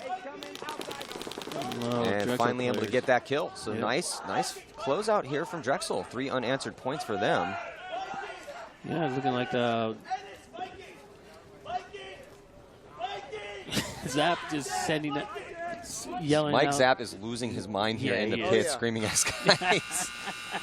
I mean, he should be pretty happy with this comeback, though. Yeah. As they have kind of cured themselves of the problems that were plaguing them early on, plagued them yesterday as well, too. So much different day so far in these 3 unanswered points. You can see Drexel on a 3-point run right now, turning the tables on NC State. So NC State Catfish, they're still coming out with the great breaks. They're taking the position. What's nice to see for Drexel is that they are countering those moves, and once those front players get into position, they're either shooting the back players behind them and then bunkering those guys out, or just using the correct timing, bunkering that guy out, and then taking position off of that. Yeah. So some solid paintball here from Drexel to just take this lead. 5 minutes and 35 seconds left to go here in the second half. Well, I mean, Drexel's staying alive, and they're making their initial moves, staying alive, waiting for 1 or 2 bodies to drop, or, like you said, launching someone to take down one of the NC State players, front players, and they're just playing more methodically at the current moment, taking little bites, not overextending, and, you know, making them into the position. NC State, just like we talked about in the last point, they've got to tighten it up. Yeah. I love the game plans they're running. To be honest, I feel that they have some of the best breakouts that we've seen, period, at this event. Definitely. I don't think anyone has better breakouts than NC State right now. Again, a lot of paintball to be played today, as you see on this replay. But look where NC State is. They're in the red zone, forcing Drexel to run into their guns, but that's what Drexel's been doing nicely. And then Drexel, with the counterpunch and those secondary moves, like you were saying, Catfish, very methodical in their moves down the field, making the correct play and winning gunfights. So yeah, definitely. And that's why the score sits as it does there on your screen, 3-2. Looks like Lauren is down in the pits with NC State. Lauren, what do you got for us? Drexel was able to just take the lead for the first time in this match, and NC State seems like they're feeling the pressure a little bit. They seem a little stressed in the pits. They're not talking very much, so we'll see if they can amp up that energy and that adrenaline a little bit to take back this lead. And it's tough, too, Catfish, because we've been here before where everything seems to be going well in the break, and you're like, oh, we have all the spots, and then all of a sudden you start looking around, guys start dying. Like, what's going on here? We have the 50s. We're not supposed to lose this point. Yeah, it's not a good feeling. I mean, if it's a feeling of safety, and then all of a sudden you're just kind of like, oh no, the pain train. I hear it coming down the road here. Well, they needed to tighten it up. So looks like just about ready to get things going here for this next point. We'll see if NC State can come back. We'll be right back after this.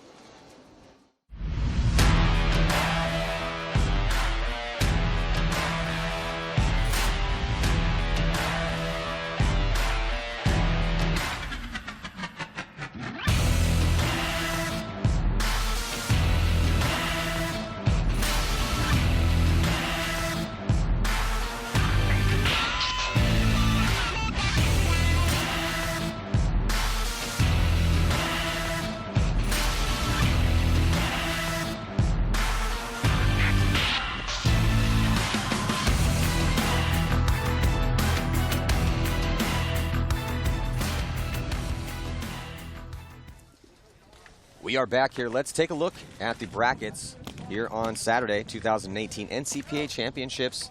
Already so far this morning, as we saw Miami, Ohio moving on to take on FAU in the quarterfinals. These two teams are battling it out to see who's going to take on UConn, as NC State actually played UConn here on the Webcast field yesterday, and they were victorious in that match. It was a close one, though. 4-3 was the score, so that could be interesting. However, Drexel's looking pretty solid, Catfish. Yeah, and they are. NC State has to find a way to stay alive in their bunkers. They need to keep doing everything that they've been doing right in the initial seconds of the game, taking these great positions they found themselves in.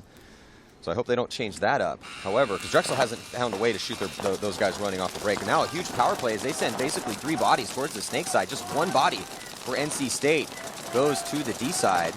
And they do lose a body out wide, though, trying to get into the snake back bunker. Drexel, they keep 5 bodies alive, and now making moves on the D side as they get to the mini inside Dorito. We haven't really seen too many guys play that spot. Looks like we got an NC State player making it to Dorito 1, trying to make his way down that side. We got Drexel players are trying to get that another initial kill. They got 1 down for NC State. So we got NC State here at the mini wall behind the snake as well. Look for a NC State player here to move down the snake, possibly allowing for his coach to help him out here. See the battle in the snake as NC State is it snake one, and there is Jake in the back bunker on the snake side. There's no one in the snake for Drexel currently.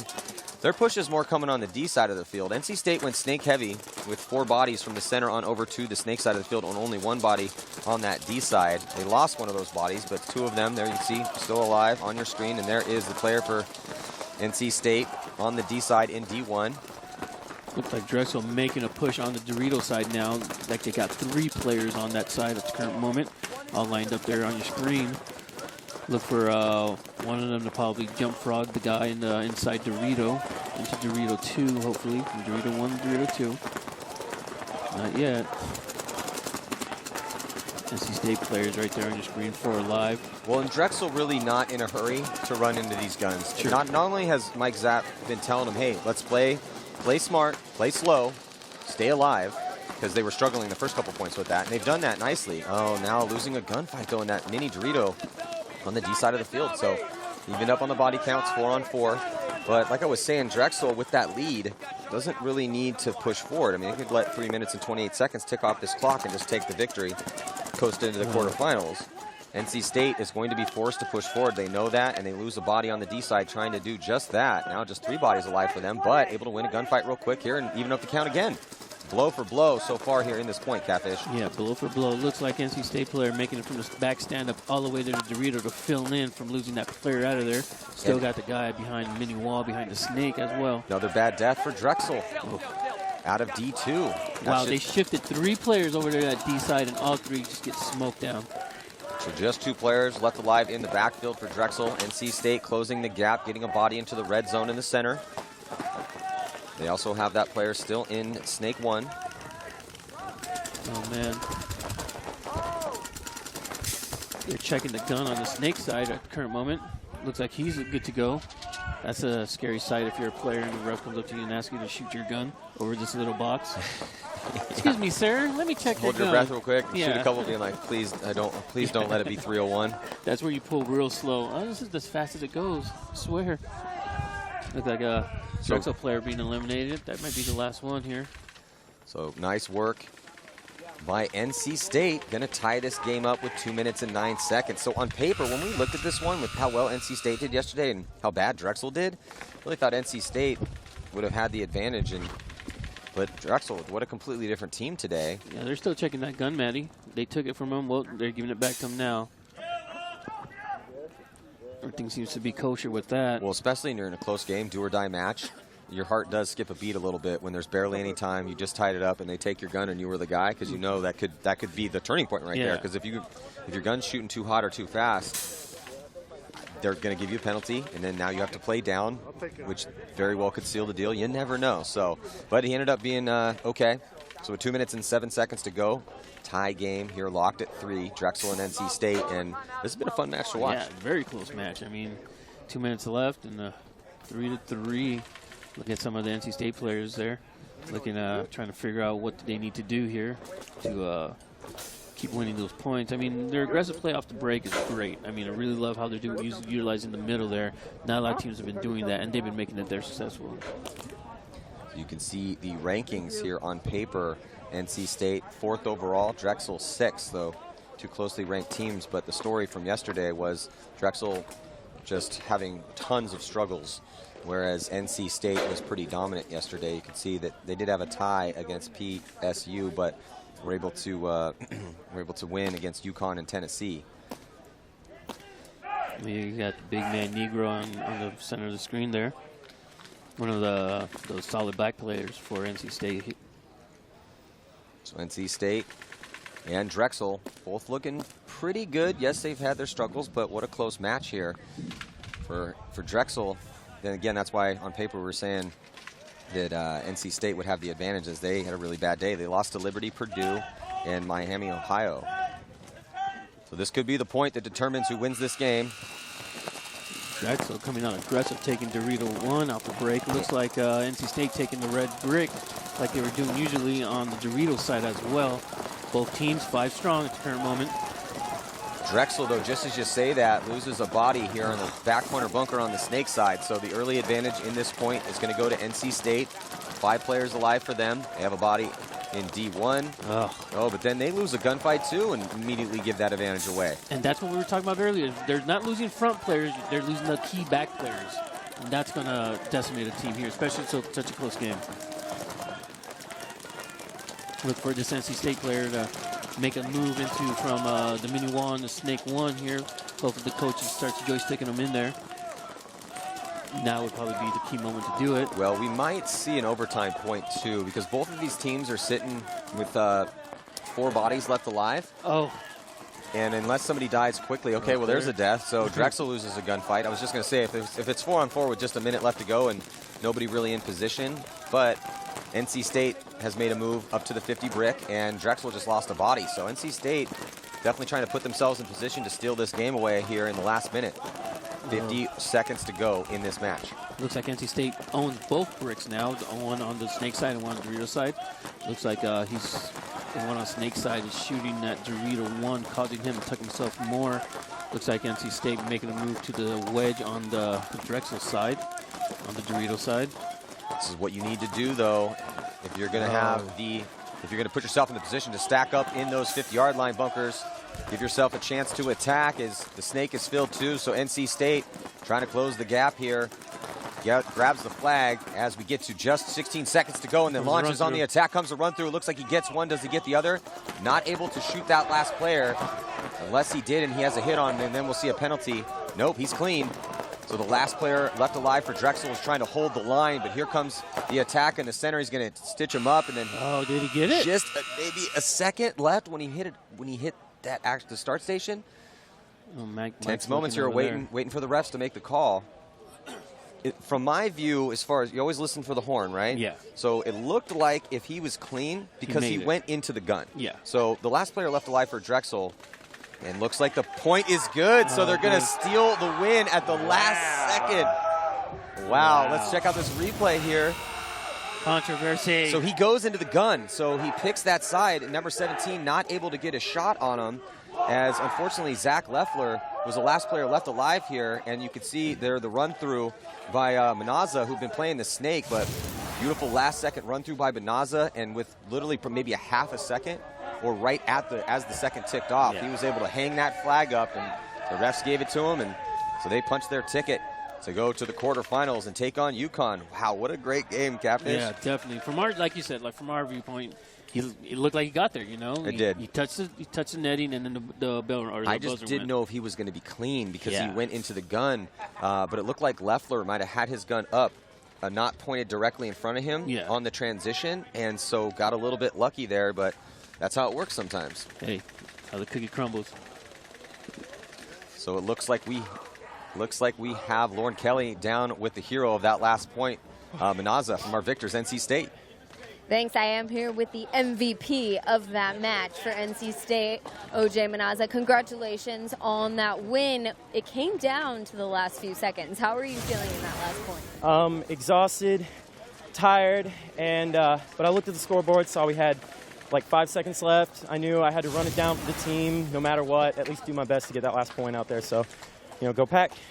I mean, I heard you say no interview until you puke, so thank you so much for waiting to do that. But talk to me a little bit about the game plan. You guys went up 2 points initially. Drexel was able to come back. This was an important win for you guys. Drexel has beat you in the past 2 years. So how are you feeling the team is playing overall at this championship? I think definitely this is one of those years we have been the best conditioned. We've really integrated all of our freshmen, our new players into the team instead of just running the same 5 guys from upperclassmen, letting them have some spins, get some experience, and it's definitely showing. I'm proud of my team for coming out and doing their best. Absolutely. It is showing here on Saturday. Well, congratulations. You guys will be moving on. Back to you guys. OJ Manaza, the MVP of that last point for NC State.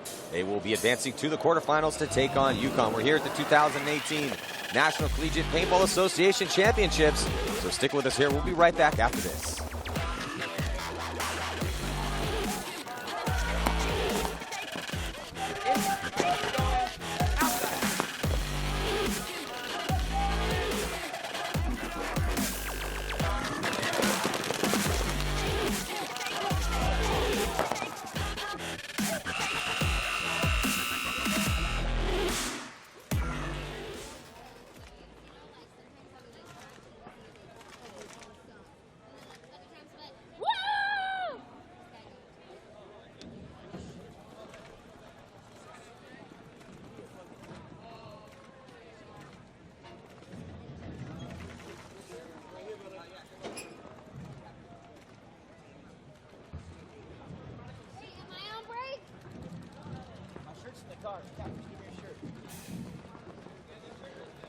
You know what? What happened?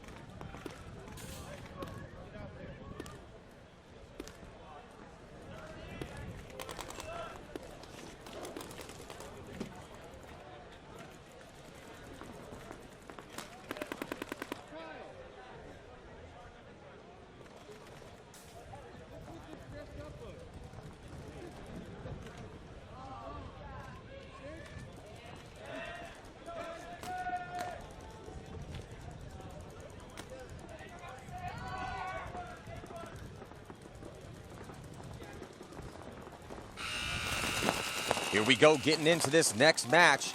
UCF Knights, the defending champions, taking on Clemson Tigers here, 2018 NCPA Championships. Maddie Marshall and Crystal Soya. And on the breakout, looks like first to lose a body is going to be Clemson. Here on the right-hand side of your screen, looks like another body here coming off for the Knights as well on the left-hand side. And it looks like the Knights are going to attack up in the center and try to take out the Clemson player. Made it there off the break. Nice move from Boski. So Boski was doing that yesterday for the Knights, and then Knights also get a body into Snake 1. Yeah, great move by these guys. It was a nice trade-off. You had to go up and get the guy in the center. He was up there in the 50. That's been detrimental to teams. As you watch the last games, they get up there, they can shut down a lot of things. They do a lot of damage if they play it right. So you kind of got to go get them, Matt. Yeah, so good position in D side as well as the snake side here for the Knights, the defending champs, D2 and snake 1. And let's go down to Lauren Kelly with an update for us. Hey guys, going into this, Clemson is coming out fighting.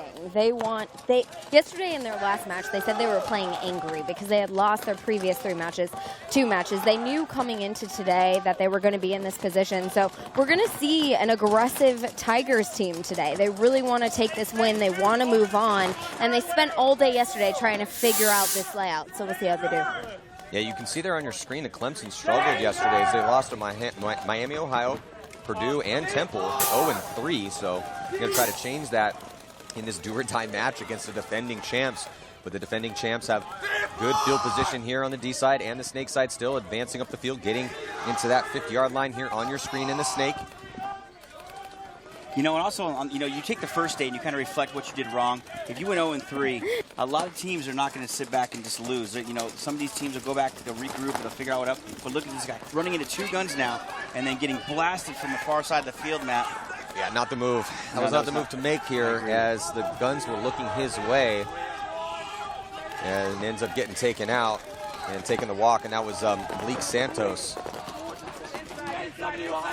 But look at this, Matty, far side of the field, running down the field. Yeah, it looks like trying to blow open that D side of the field, but those bodies trade out. And right now, after the kills coming off here on the snake side and the D side, Clemson with a better field position in the snake. Looks like might be a 2-on-1 situation here. The Knights, as they have just that back center on your screen. Clemson with a body here in the snake, and they're trying to count the bodies, and I think it actually might be a 1-on-1 situation. Yeah, Matt, they lost that back snake corner, so it is a 1-on-1 right now. So snake 2 for Clemson. And he's kind of in a bad spot. He's on his knees. It's kind of hard to fight out of there when you're just 1-on-1, Matt. Well, yeah, the snake is not an ideal position. It's actually the worst place on the field to be in a 1-on-1 because you can't stand up. You're forced to play in a disadvantageous body position, so... And that's the situation confronting the Clemson player here. Well, some teams can. Like Mark Knock could stand up behind those bunkers just fine. Yeah, I mean, it helps to be short. If you're short, playing in this, like if you're Kyle Spica, it's not that bad to be in Snake 1, but he still ends up prevailing here in this 1-on-1. And that was well played. Yeah, it was, he was just gunfighting in there. Zach Norman winning the 1-on-1 here in this first point to put Clemson on the board. That was well played. They slow played it. I think that UCF actually made a mistake, like you said, Matty, leaving that 50 snake. He was all alone over here, walking into 2 guns, and then a crossfield shot. I understand what he's trying to do, but... I love the aggression, and you always want your younger players to be more aggressive. It's hard to teach a timid person to become an attacker. It's so much easier to take a naturally aggressive person and dial back that aggression to make them a smarter player to make the moves. But that's the biggest thing. It's paintball, man. It's a pretty simple principle. You're trying to make the move when you're not getting shot at. And he decided to try to force that move and trying to take that move up into past the 50-yard line. So he did a great job of making it into the 50 in the red zone here in the snake side of the field. So UCF, they were the team making the first aggressive moves. D side able to get to D2 pretty quickly, able to get the player here into the snake, but then just made that sloppy move, trying to a little bit too aggressive too early. Well, when you're going up there, you got to look inside, gun up. He kind of nonchalantly went up to their snake. You got to go up there, guns up, and at the very worst, trade off with the guy that's going to shoot you. Because, I mean, the guy in front of you is probably not going to shoot you that much. You're going up there for a specific reason. At least make that reason happen. Still, I like the tendency, and it's early on, so he's going to have to try to shake that one off. And you can see here as tries to come across and then gets taken out cross field. So he was worrying about the body in front of him. Should have head checked a little bit more on that center, try to figure out where that angle's coming from. And that's why you walk the field. That's why you scout games. Yeah, absolutely. I mean, I still like the idea of what he did, but at the same time, I think he did it too early. So yesterday, as we saw the defending champs, pretty solid day. They beat Akron and UConn, and then they lost to FAU. So FAU beating the defending champs. That was a rematch of the first and second place match from 2017. So we'll see FAU going to be taking on Miami. UConn's going to be taking on NC State. And the winner of this game is going to be taking on Temple in the quarterfinals. Temple's playing pretty good. On the breakout, you see both teams taking about equal amounts of bunkers. Playing conservative. The advantage got to go to UCF right now, getting in the snake almost. So let's check in with Lauren Kelly. It's a big move made by Clemson on the D side. Lauren, what do you got for us? Hey, I was talking to the coach of UCF after that last point. He said he really expected Bedford to win that one-on-one. It wasn't the outcome he was expecting. Unfortunately, he wasn't able to talk to the team a lot last night. Coming into today, he has a sick baby, so the team had to do their own scouting and game plans, but he's here on the sidelines trying to help him out. Well, Bedford's their #1 guy, too. Talking to Daughtry, the coach, he said, hey, I got a lot of good players, but Bedford's been standing out. So Bedford, their star, losing that one-on-one here to start things out. But, hey, we're just getting things going. But Clemson, I like these secondary moves that Clemson's been making. They won some gunfights and now just pinching guys out of spots. Didn't even really need to get much past the 50-yard line, but a perfect point for them. All 5 players alive, and all 5 of those players were in the red zone to finish that point. They were rolling their guns on the break. They shot really good lanes. They caught UCF trying to fill out to the corner. The guy tried to get out in the snake, blew him, is shooting a good lane there. So they're doing a really good job off the break for sure. Let's check out this replay. As you could see there, just Kirkuk having a hard time trying to stay alive. And you can see the frustration in the body language as he comes off, head down, shaking his head as well. So 5 minutes and 44 seconds to go. It's been pretty much all Clemson so far. Yeah, but there's a lot of lanes on these fields. I like the way that they were disciplined. They came out a little more. I think instead of like shooting the lane and then kind of coming off of it, I believe they're staying in their lanes now, waiting for them to fill out, and they're actually catching them slipping. So we'll see if the UCF Knights can fight back. Down by 2. We'll be right back.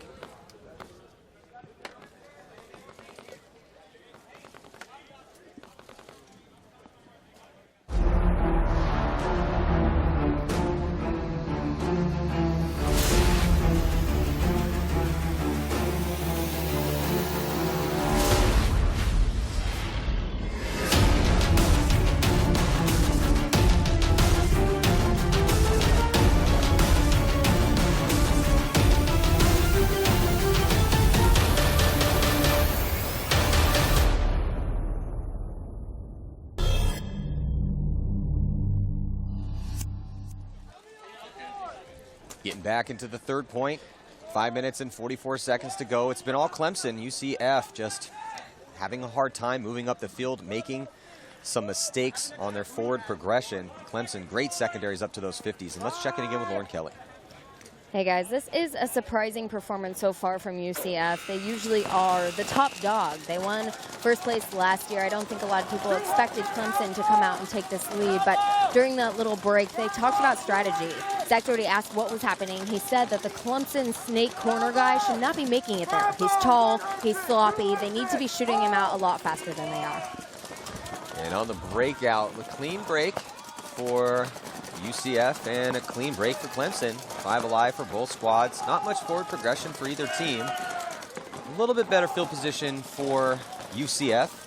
And now as you see, as we follow UCF's player into the snake, getting into snake 1, and there Clemson not into snake 1 yet. Still just biding his time at the insert bunker. But Chris, looks like Clemson losing a body from the D side. Yeah, they lost one of their players from the D side trying to shut it down. I think he was trying to get a shot in the snake guy and got clipped out from the actual D side. So Clemson taking down a body right now, and UCF in good field position. Looks like UCF, though, Chris, getting shot at D2. His player right behind him fills in right where he died. Looks like another body drops for Clemson, so these teams trading bodies back and forth, but the UCF Knights getting a little bit better at Clemson as they have better field position. But just as I say that, another body dies at a D2, so that's 2 gunfight deaths out of Dorito 2 for the Knights. And there goes a Phil back. Tactical retreat. Try to solidify that side of the field and put another gun in from a safer spot on the D side. You can see here comes now the move. 2 bodies in the snake. And I don't know if I agree with that. Yeah, I don't either. Not the way they're losing bodies. So now they're losing too many bodies. You do not want to put both of your guys head down in the snake, both shooting snake way, when all your other guys are dead. So, and that just means bad communication. They don't have the count. And look at Clemson on the top side of your screen, spreading the field, coming down the D side. This is what's going to win this game right now for Clemson. So yeah, Clemson, I don't know why he's coming to the brick. He needs to spread the field out. There's no one in front of him. And in this situation, he needs to be stalking down that D side of the field. I mean, he still is pushing forward, but he should be heading out wide. Just get all the way in the back, on the backfield. So Yeah, these two, I agree with that, Manny, for sure. well, 2 players in the snake, like you said, don't agree with that move, and because it sets you up to get run down just like this. I mean, that's typically what you see in that situation. When it's 2-on-2 and you have both your players in the snake, it's really tough to defend each other. And as Clemson had spread the field out on the D side, but I don't like how he was pushing forward to try to close the gap. When you've got the other team's side of the field blown open, the textbook play is just to continue on all the way to their side of the field. And they come around behind him, and literally come up from their corner behind where them. they can't hide. It's the coolest thing in the world. But I got to give it to Clemson. They kept their composure. They took the bodies down. I think the UCF was a little sloppy in what they were doing, but we've seen it day in and day out. You start off the game great, and then you get sloppy in the middle, and unfortunately, that's where you start losing the game.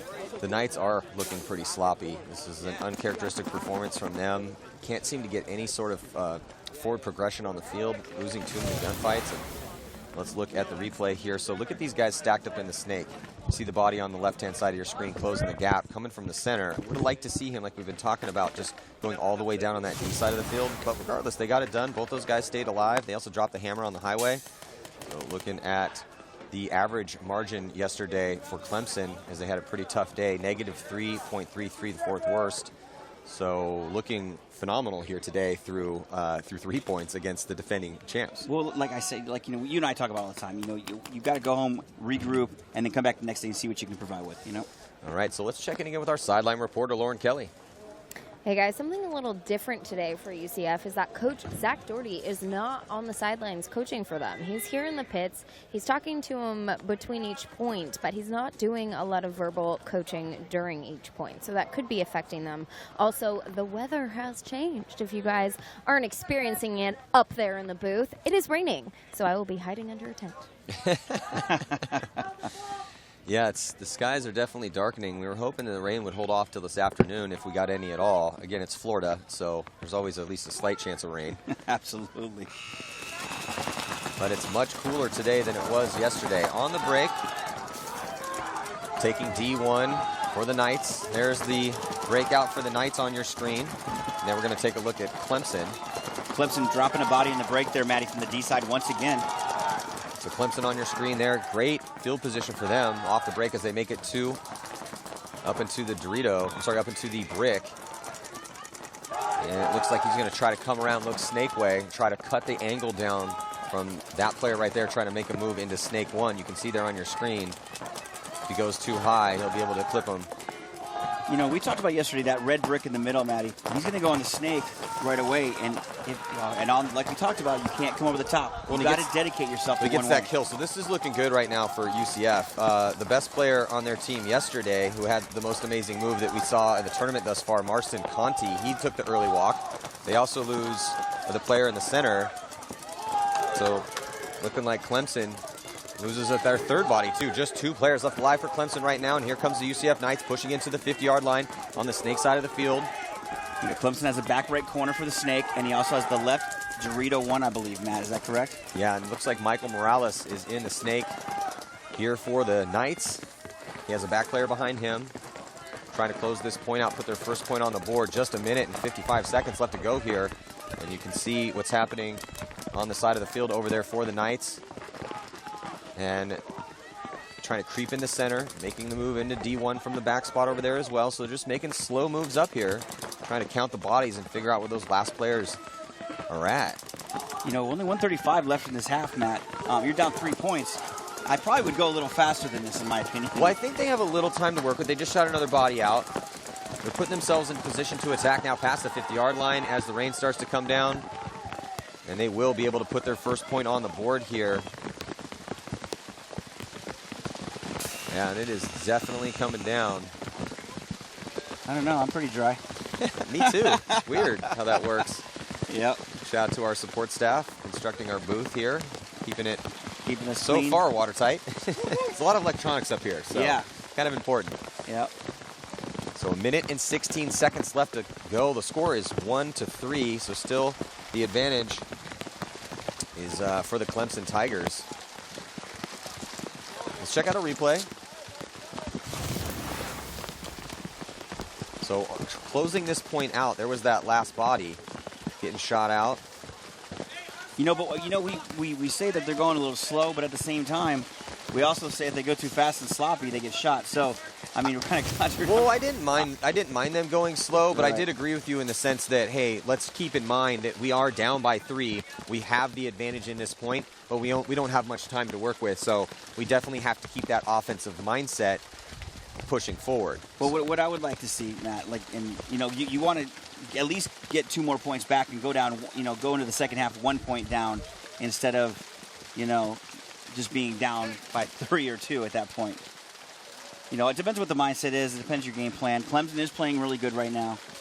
This rain is. Some people play good in the rain. Some people don't. I mean, it's got to be 75-0 humidity and no rain for me to play paintball anymore. But this stuff, it affects people the way they play. Like, look at Chicago with Infamous. Yeah, no, for sure. It's gotten nasty in the rain in years past. And, yeah, you're right. Some guys step up and some guys just can't handle it. So we'll see how things are going to go down here in this next point. And we're going to take a brief little technical timeout, and we'll be right back after this.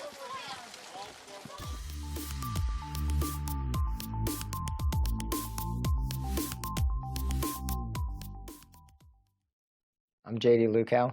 We're here at Paintball Fit, Waxahachie, Texas. Probably one of the #1 things that makes our field different is the reason why we're here and why we do it.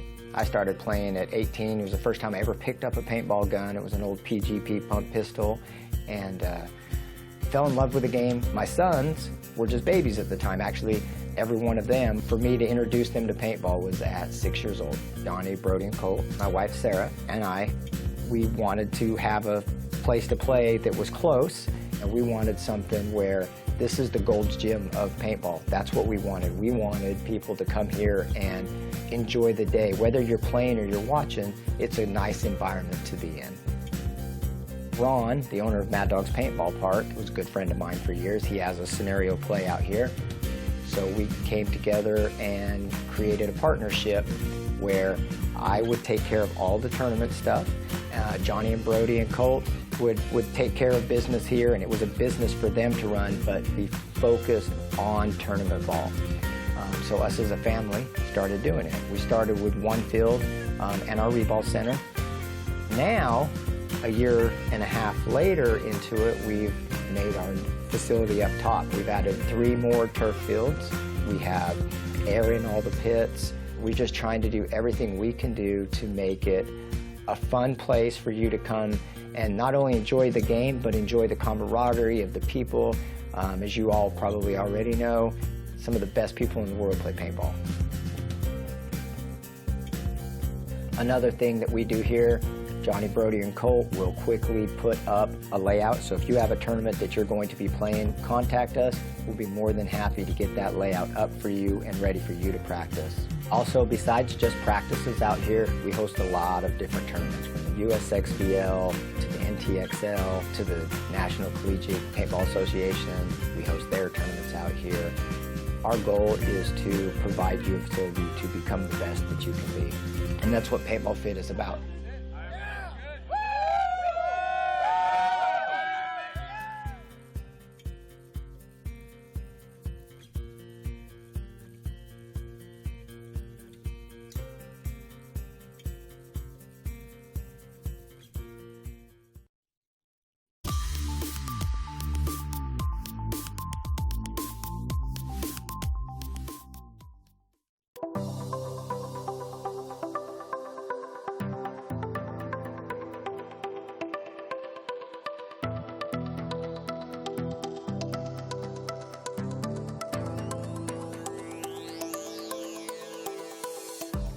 At Pro Edge Paintball, we remember what it was like to purchase our first paintball gear and want to make your experience the best we can.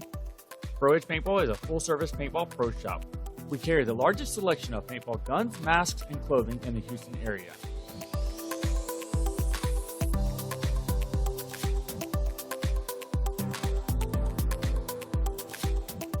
If you ever need to have your gear repaired, our staff has the knowledge and experience to get you back up and running at a fair and reasonable price. Our services include paintball gun, hopper, and air tank repairs, along with CO2 and high-pressure air tank refills.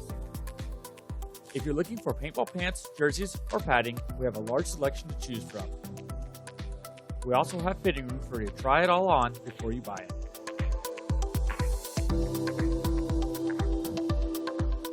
If you are ever in the market for a new paintball gun, be sure to visit ProEdgePaintball.com to see the benefits of our VIP program when you purchase your gun from our store. Stay in touch with Pro Edge Paintball by liking us on Facebook or following us on our YouTube channel. We do a lot of product reviews and insights on the new products that we carry. Yes! These guys want to hang out with this guy. Yeah, like this. So the one is in college now. We want to hang out with the older one, and the older one's not as keen on.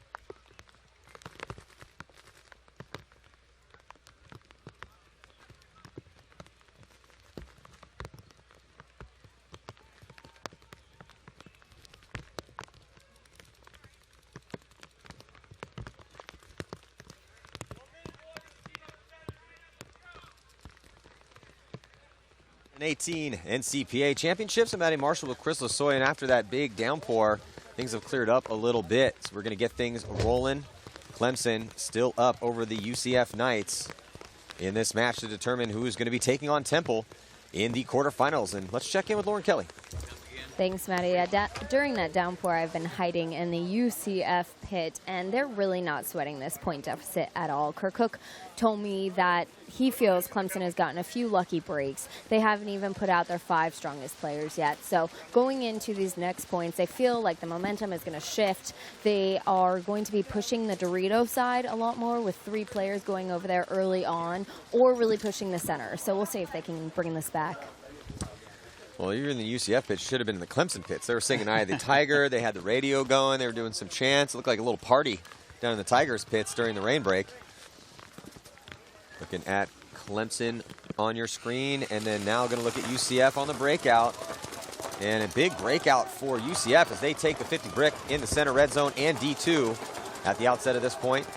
Also the mini wall there on both sides. Looking at Clemson's line. Looks like the first body to drop is going to be Clemson. Getting shot on that D side of the field. Looks like a body drops as well for the UCF Knights on that D side. But look at, UCF right now. They're sitting in good position. They're in the snake, and you can see them in the center of your screen right there. Also with that brick. That brick is a great spot, especially when they're all in the back bunkers, Matt. Yeah, so looks like a 4-on-4 situation here. Good move to get into the snake here for the Knights. As he's rolling his gun here back towards that center. Looks like it's Malik Santos. Santos, did he get that kill? No, but UCF pushing through that center. Yeah, I'm kind of surprised he went that early, Matt. I thought he could have taken his time a little bit better and, kind of helped him out. Also, now you see the player coming out of the snake for UCF, but here comes the push on the Dorito side of the field. Yeah, and the action going down in the center as well. So Clemson counterpunching through the center, trying to get into the line, and it looks like he's going to go and run the flag, but there's still a body in D2, so completely he's going to drop his gun. You can't drop your gun. He takes down, rumbling, stumbling, tumbling, takes down the start gate, drops his gun. I don't think I've seen that one before. I don't think I've ever seen that either. I don't need this. So that was, who was that? Number 18? Number 18 for Clemson. That was Drake. Drake Morte. Drake Morte having some issues there, trying to hang that flag. First of all, his first issue was that he lost the count and didn't realize that there was still a body left alive on the UCF Knights in D2. So not only did he get stitched up from that player who looked over and went, oh my God, what's this guy doing? But as he got shot, it looked like the gun slipped out of his hand, and then he kind of lost his footing and couldn't slow down with this wet grass after the downpour and takes out the start gate. So the poor referees are going to have to put that start gate back up, pound the stakes back into the ground, and it was an interesting move there. Yeah, I mean, that was very, how can I put this? Theatrical? Yeah, sure. You could use that descriptor. I was trying to think of some kind of better word. Oh, I hope we have a replay on that. Yeah, I'd love to see that again as well, Matt. Just for chuckles. But yeah, Drake Morte, hey, at least he's trying to make something happen. Drake Morte coming through the center here for Clemson on the counter punch. He played great up until this point, but just did completely drop the ball. And then you can't drop your gun. You can't leave your equipment like that and then not able to slow down in enough time. Almost impales himself at least he helped out. He's like, oh, my bad. Here, let me get this real quick. It kind of looked like he just kind of threw the gun down. Like in the movies when you're out of ammo, you just kind of throw your gun away. Yeah, so interesting turn of events here for the Clemson Tigers. So that point is not going to count for them. It was a good college try. No pun intended. I see what you did I'm doing there? I see what you did there. But Clemson, they're still playing very well. Coming in, very well. They're adjusting. They're getting the kills. They're playing really good paintball right now. So, you got to kind of give them a little bit of break. I think that UCF made a mistake by leaving the brick and trying to run up the middle, but. Well, that was an interesting point. There was a little bit of chaos over there. Both teams losing bodies, both teams attacking the center on the D side of the field. But the big problem for Morte was that he just lost the count. And they weren't, with the lead, wasn't really in a situation where he needed to do that. He could have went slow. Not only do they have the lead, but there's a lot of time left in this game. Actually, no, there wasn't much time left because we're heading in the second half. Yeah. So that's why he did it. Yeah, I understand why. It just made it a little interesting. So we're going to take a quick break. We'll be right back with more of this action here. What up, guys? Brad McCurley, Based Dallas, and Empire Paintball here. Gonna show you guys the new Vanquish GT. The main new feature with the Vanquish GT is gonna be the V16 drivetrain that's on the interior of it. This is your new bolt system. Go ahead and pop that out. So this is it. This is the new V16 drivetrain. We've filled a lot of the air release valve holes, so you don't see that on the back of the can anymore.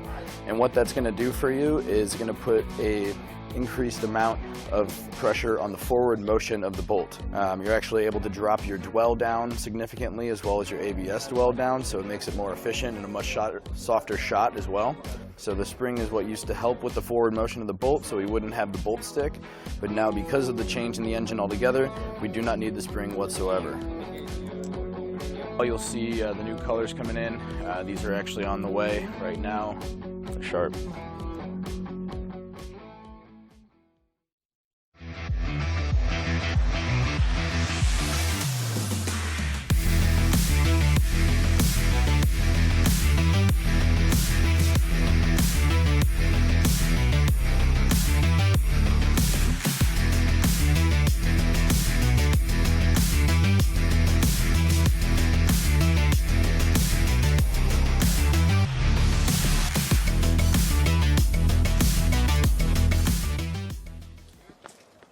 We are back. You're going to be in the second half of this match between Clemson and the UCF Knights. But before we get into the second half, let's check down with Lauren.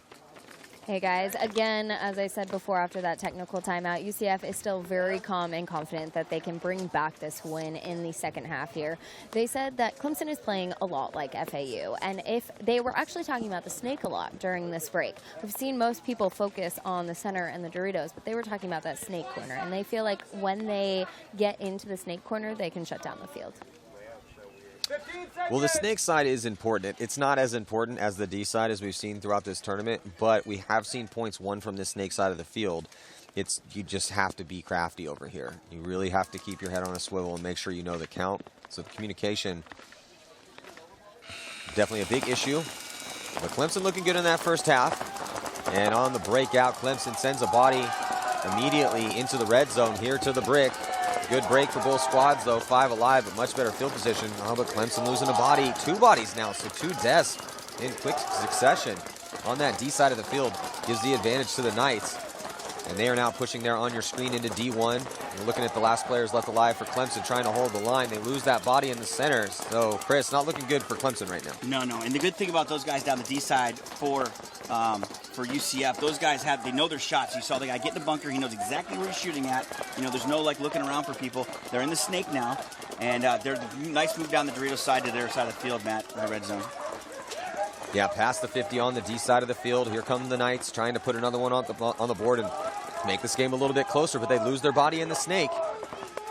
Yeah, I think there's only one player left. He just gets torched up over there.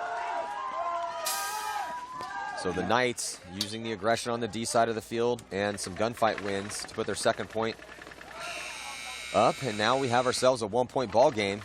And we have spoken about this before, changing side of the field. Does that actually make a difference for teams? Some teams like one way or the other, right, left-handed, And I think, I've seen a lot of games change direction just by changing the field sides. Well, that's definitely a thing, for sure. I mean, when we go and we watch the pro teams play in Dallas, it's a little bit different there. Those guys have been training for years and years and years. They can use their left hand as well as the right hand. Some of these guys out here, so like take Cheatham, for example, or some of the guys on the Knights. These are some veterans. These guys have been around for a while, so I would expect at this point in their college paintball career that they've been training enough to be able to utilize that, but it's still a thing. Because sometimes still people do prefer to use their dominant hand. So we will see. Still some time left. 8:53 on the clock. A 1-point game. And let's go down to Lauren. Thanks. Conte was having visibility problems during that last point. He says his goggles were too fogged up. He couldn't see anything. But they are noticing that UCF's game plan is to send 3 down the Dorito side. They said they're pushing hard on the Dorito side, so the snake side needs to step it up and amp this up to continue having this lead. Yeah, the D side is powerful with those offset 4 front Doritos out on the sideline. So the farther you get upfield, the closer you get to the sideline, the farther out wide you get, increasing those angles. Go ahead. They say they're not worried about the deficit. It's now 3-2. Very close game. A lot of time left in the game. And I think that the teams will start to realize, hey, we're losing these guys in the break, because both teams are equally losing 1 or 2 really quickly or short of the break. Now, is that going to keep them be a little more timid? Are they going to sit back a little bit more on the break and then secondary into it? I don't know. I don't know, and I don't think that any team on this field layout right now, at least how we're watching it play with these teams here in this college paintball championship, is that the aggressors don't seem to be having a problem getting into the 50-yard line. We saw that yesterday. We're seeing it again today. Most of the times, those guys are making it there off the break. It's getting out wide that's a problem. It's staying alive in those back bunkers and the gunfights that's a problem. So, looks like Clemson keeps 5 alive. Same with the Knights here at the outset of this point. Looking on your screen right now at the Knights. Right now Clemson had the advantage. They're in the snake 1, but also Dorito 1 side on your screen. He's going to make the move to Dorito 2 here real quick. There's the move. That's a great move, Matt. Yeah, gets into D2 and looks cross field. And now looks like the Knights also going to put a body into snake 1 as Clemson loses a body off the D side of the field again. So that's kind of been one of the big areas where lots of guys have been dying, is the back bunkers on the D side of the field for every team. Looks like a body going to be coming off here for the Knights out of snake 1. They actually lost 2. I think he's got a penalty, Matt. I see him running the penalty box right now. Penalty assessed on the Knights. It's not going to help their comeback chances here as the rain begins to fall. And this is that liquid sunshine the Floridians talk about, because I can see blue sky over here. I see a giant black cloud and a bunch of blue sky and the rain falling. And this guy in the snake over here, Matty, for Clemson is all alone, but he's mirrored up on the other side of the field. He has all day, number 21 right there from Clemson. That's Zach Norman. Well, Clemson definitely losing one of their bodies in that center of the field. They have a body here in the 50 snake, and he's going to get a free kill across field, as looks like the Knights moving past the 50-yard line on the D side, but he had no idea that the 50 snake was hot. But in the process, Matt, they actually shifted over to kind of shut down Clemson's move down the snake, but still losing that body, the free kill like you talked about. We'll see if Clemson, with this body here in the 50 snake, if he can pull off this point and extend their lead. 7 minutes to go here in the second half with the rain continuing to fall here in Orlando, Florida. Clemson's back player here on the snake side looks like he wants to go across, and he is. You can see him come onto your screen. I think it's 3-on-2 right now, Maddie, and obviously Clemson has the advantage. You see in the Dorito 2 up in front of your top of your screen. The guy in the center on the left-hand side of your screen should probably move up in the center. So there is the crossfield spread for Clemson. They have the 50 snake also in D2, and the back player moved over from the back bunker on the snake side a little bit over to the center to have a better angle at protecting that highway run. So he gives up the lane down the sideline to try to give himself a little bit better field position there to watch that inside part of the snake. There you can see the battle developing here on the snake side of the field. The Knights in the mini wall bunker. Clemson still at that 50 on the snake side. Also still at D2. I like this move right here, right up the middle, trying to shut it down. Oh, there's 3 players, Maddie, on UCF. There's 3 players alive right now. Well, here is the move up to the center 50 for Clemson. So Clemson closing the gap. The Knights there in D1. And also the mini wall here on the snake side. And as you can hear the rain coming down, it now starts to drop. The drops, they're about as big as paintballs, actually. I'll be honest with you. It just, every time we come to Florida, man, you see, I see a patch of blue sky and a downpour at the same time. Oh, and Clemson. Well, and it also looks like Clemson squandering as the downpour really started to set in. The UCF Knights, obviously, Central Florida, this is their home ground here, used to playing in the rain. And you got to come prepared for that. You need to keep that visor in and maybe some tape in your bag at all times, just in case. So the Knights were on their heels a little bit. Clemson had position with D2 and the 50 snake, but real quick, the Knights able to turn the tables here and tie this game up. And they said they weren't worried. We were talking to Lauren, and she had mentioned they're not too worried about the deficit, and obviously they're showing heart right now. So let's look at this replay here. So there was the good field position we were talking about. He's at the 50 snake, comes over the top and just loses a gunfight. You can't do that in that position. Trying to maintain their lead, just basically giving that point up here. They also had a body at D2. So let's go down and get an update here from Lauren Kelly. Hey guys, when I was talking to UFC, they told me this is literally the only day this year that it has rained in Florida. So UCF is not familiar with playing in the rain, but they're doing a really good job. They're putting out some of their stronger players, and looks like they might have the opportunity to take the lead here. I can't believe they lied to you like that. I'd put out the dry players. But they're playing well. Let's hope Clemson can stay, with their aggressive attitude. There's Conti. Yeah, so there's Conti, the hero from yesterday, in one of Clemson's points for the best move of the tournament so far with a 4-pack run-through on the D side of the field. Clemson now giving up this lead, allowing the Knights to tie it up. And I say giving up the lead because they really had position in that last point with the 50 snake, but with the bad gunfight loss, just giving that one up and allowing the Knights to tie this game. Looking in the pits still with Clemson. The rain continuing to roll down here. It's I don't know where it's coming from because all I see is blue skies. Well, it looks like they're calling another timeout, but I don't know if that's a timeout because of the rain. And typically, paintball is played in the rain. We don't play during just like any event. Humans outside in a thunderstorm, not necessarily a good idea. But typically, paintball will be played in the rain. So it looks like a quick timeout here. So we're going to go to a quick commercial message. We'll be right back.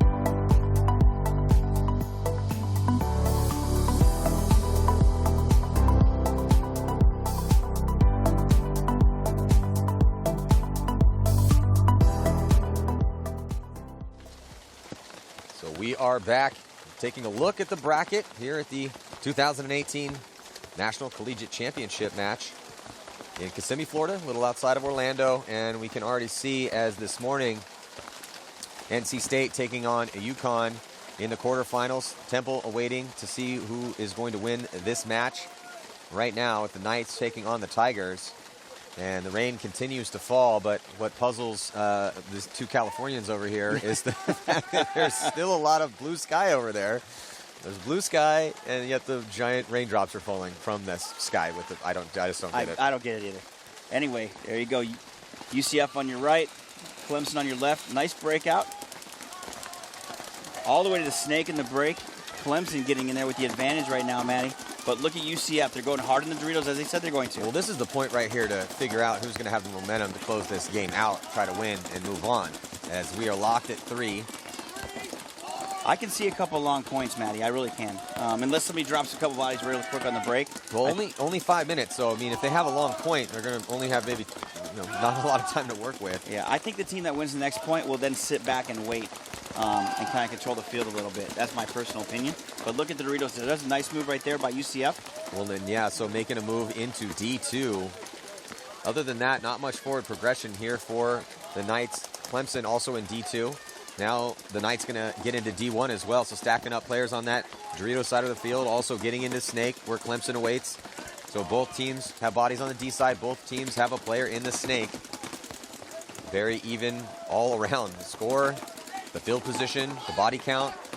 It's pretty much anyone's match right now, Chris. Yeah, I think whoever gets the first kill is going to take advantage of that and hopefully capitalize.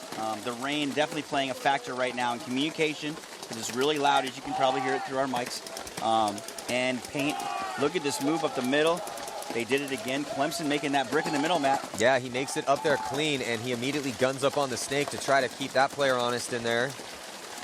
But last time, UCF made the move to that 50 Dorito, shot him in the back of the head, and I expect them to do that again. Well, Malik Santos in the Snake for the Knights, and he's got to be careful because Clemson has a player at that 50 brick there. You can see it on the screen, totally focused on Santos.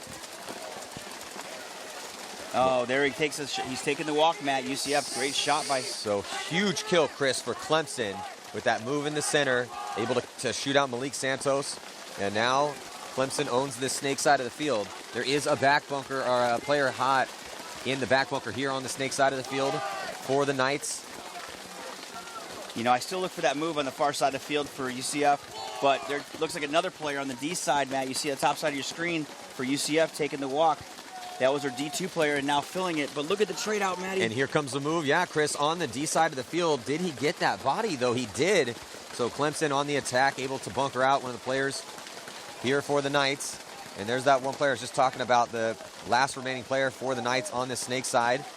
You're looking at Clemson here at the wedge, and it looks like the point is going to be conceded. So Clemson going to edge out the Knights in that point to take a 1-point lead with 2 minutes and 40 seconds to go. Like we talked about, that was a long point. It took up half of the time. You know, now, if you're Clemson, Matty, what do you do? You're playing good aggressive. Would you continue to do that, or would you kind of wait it out and see how the breakout goes, and then, you know, kind of consider from there? To be honest, I would probably continue to play aggressive a little bit. It's been working for them. And we haven't really seen guys be able to hold out in these back bunkers. We've seen a couple instances of that, but it hasn't been a frequent thing. You can see there Santos getting shot. That was pretty much the key kill there. So you saw the move from Clemson earlier to get into the 50 brick and hold that lane down. Santos gets shot in snake 1 for the Knights. And after that, Clemson also made a dynamic move to bunker out the D-side player for the Knights. And so it's just been Clemson on the attack here. Clemson playing the aggressor, making the spots, making the moves, and winning those gunfights. Well, and I like the way they did the D-side. They shot D2 out, and then they went to go get the other D1 guy, and he came out of D1, and they kind of just traded in the process. It's very aggressive paintball. I like seeing the heads of paintball because that's exactly what I would have done. It's good to see for Clemson's chances if they do find a way to take down the defending champs. It's boding well for them. I like what we're seeing out of Clemson. They definitely struggled yesterday, but looking much better out here in this match. Trying to stay alive in this tournament. Whoever wins this game will be taking on Temple in the quarterfinals. Temple's playing pretty good as well. Yeah, we've seen a lot of, you can see there on your screen, the struggles that Clemson had yesterday. 0-3. Losing to Miami, Ohio, Purdue, and Temple. But when you're looking at yesterday's play and some of the teams that we're going to see here a little bit later on, Penn State looked great. NC State, they already punched their ticket to the quarterfinals. They're going to be playing UConn in a rematch that they won yesterday. Miami is also moving on. They're going to be taking on FAU. FAU is definitely a favorite. Liberty is also a favorite. They're the #1 ranked team and have never won this tournament before. Always make it pretty deep into the tournament, but haven't had the team to win it yet. Maybe it's their year, and then Temple was Mike Zapanis' pick. So we're going to take a quick break. We'll be right back after this.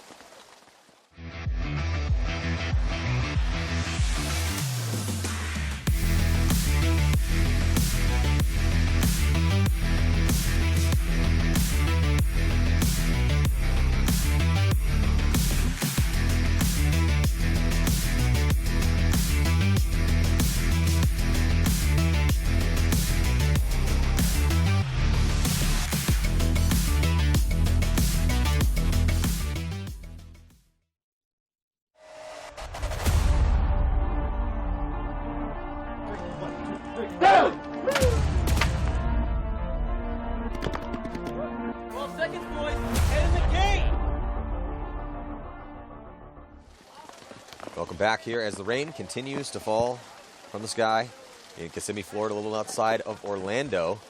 And the Clemson Tigers are a slight lead against the Knights, 4-3, 2 minutes and 40 seconds to go.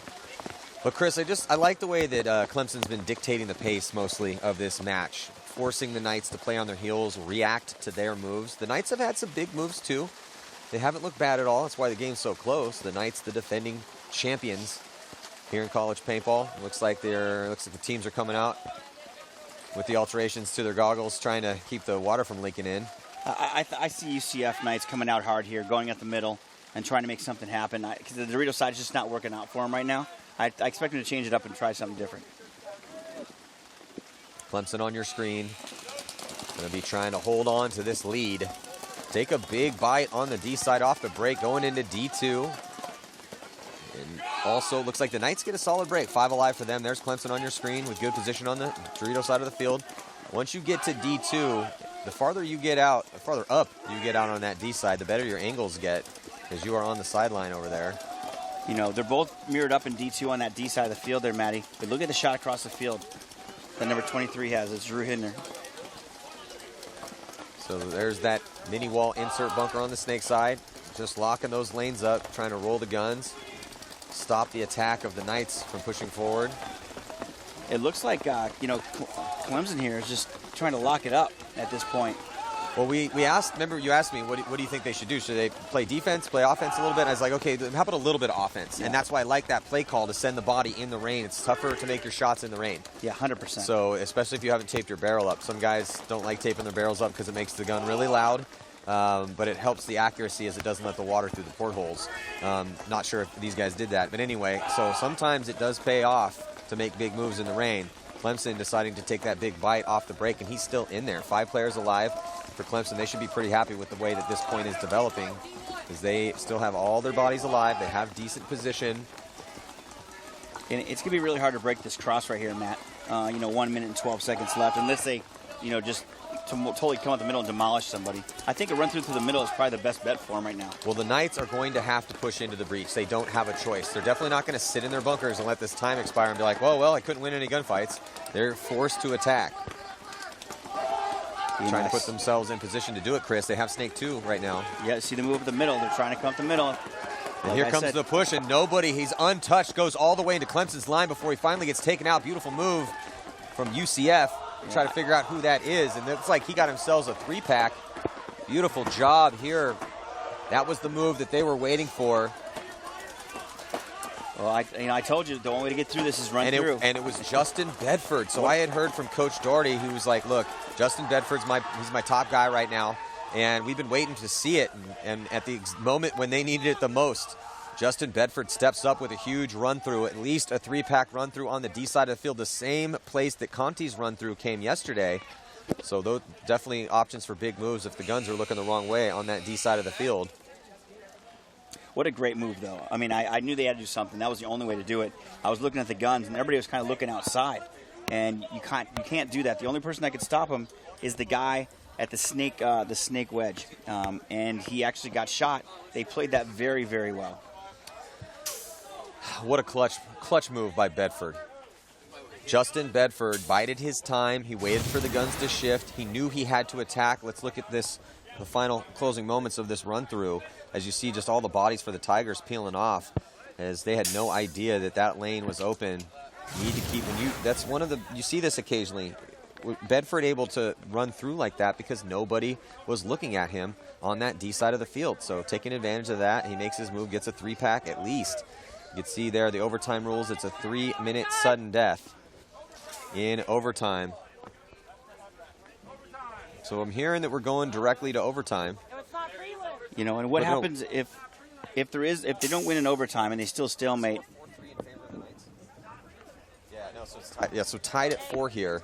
Yeah, it is tied up 4-4. So we're going to go right into overtime. They're just going to burn the rest of that clock off, which is, I think, smart because I'm never really a fan of playing those 9-second, 10-second points, just waiting for somebody to get a penalty. It's a little anticlimactic, but we're going to go right into this overtime. 3-minute overtime period. And let's check in with Lauren. Looks like she's down in the pits with UCF.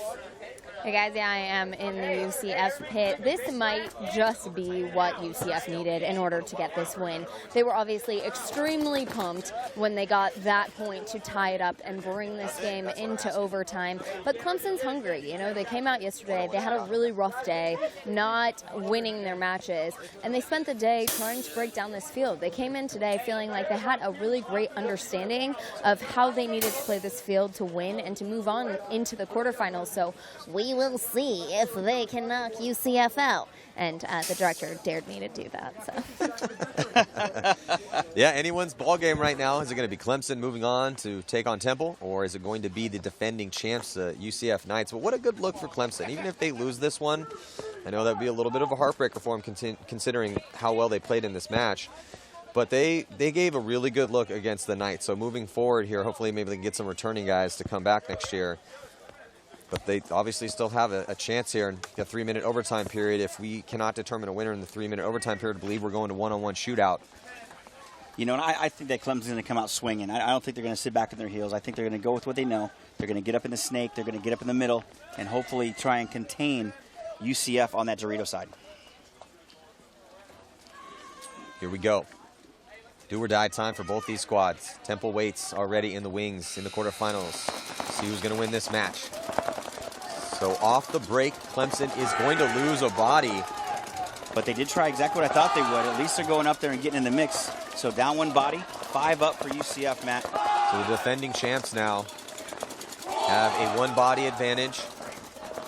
There on your screen, you are looking at Clemson, who was able to make it into the snake. They also have the back player on that side alive and 2 players on the D side.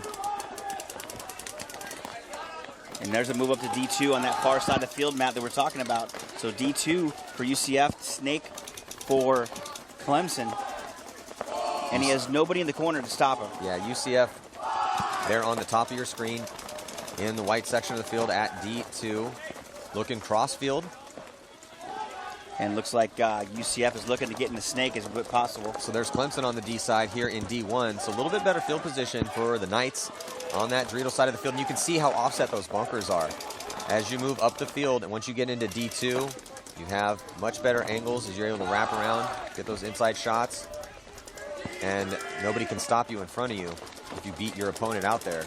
You know, when Clemson losing their snake player, look for UCF to go to the snake as soon as possible. If he gets in the snake, they also have D3 on the far side of the field, Matty. They'll be in great position. So the Knights with this big advantage here, it's a 5-on-3 situation. There are the 3 players left alive on your screen. 2 of them on the D side, and they're just tucked into their spots trying to roll their guns and stop the attack they know is going to come from the Knights. Knights trying to find a way to get in the snake. So you can see over there as they have a body in the red zone in D3, but they have not had a chance to get in the snake yet. So it's about time for him to maybe try to make that move as another body comes off for Clemson, but the attack he's not even need to do it. As off to the races on the D side of the field, and that is going to do it. So the Knights make it close as Clemson had a chance, but pretty dominant here in the overtime. Yeah, they played pretty well. They played conservative. They made the moves. They got the shots. I think, just losing gunfights. Clemson just lost gunfights on that one. And unfortunately, UCF capitalized. Yeah, they dropped that body off the break, and it was 4-on-5, but they allowed the attack to push down on the Dorito side of the field. So they got into D1, just shooting cross field, and you had a back player right behind him in the temple, and that was the position there here on this replay. But weren't able to move forward, and like you said, Chris, lost some gunfights, and there comes the run-through to take out the last player. But slowly but surely, the Knights whittled them down, working those gunfights, shooting them out of their spots after getting the kill on the break. So the Knights will be moving on to take on Temple in the quarterfinals. Yeah, that'll be a good matchup right there. I think they're playing both equally well, and I think they're good 2 teams to match up against each other for that play. So it's the stage is starting to get set here for the quarterfinals as Miami, Ohio is going to take on FAU. NC State is going to take on UConn. The Knights taking on Temple. And before we go to a quick break and get into our next match with Purdue and Penn State, let's check in with Lauren. Thanks, Maddie. I'm here with Stephen Cook. Stephen, you were here in the pits talking to me a lot about the team, how you felt the team was performing. Just before this interview, you said you got that win, but it shouldn't have been in this situation in overtime with this score. So overall, how do you feel UCF is doing this weekend? Honestly, I think a lot of us haven't played with each other. A lot of us haven't even played the field or practiced in 3 weeks. So a lot of us are just starting to get in a rhythm of getting back into it. A lot of kids I just met literally yesterday, so we're just getting in the smooth of things, and we'll be getting better as the day goes on. So brushing off the dust a little bit, it happens. But so you had that tough match against FAU yesterday, which is a rival team, and they actually beat you guys. This was close. What are some things you think you guys will talk about later tonight to make sure that you maybe get the first place finish again? I honestly think it's just figuring out the lanes on the Dorito side. I've been dropping my lanes pretty bad, and really that's just it. If we can shoot at least one person off the break like last year, we're gonna win. So that's all you got to do. All right, got that confidence. I like it. Back to you guys. So stick with us here. 2018 National Collegiate Paintball Association Championships of Matty Marshall with Chris Lasoya. The next game coming at you is going to be Purdue taking on Penn State. We'll be right back.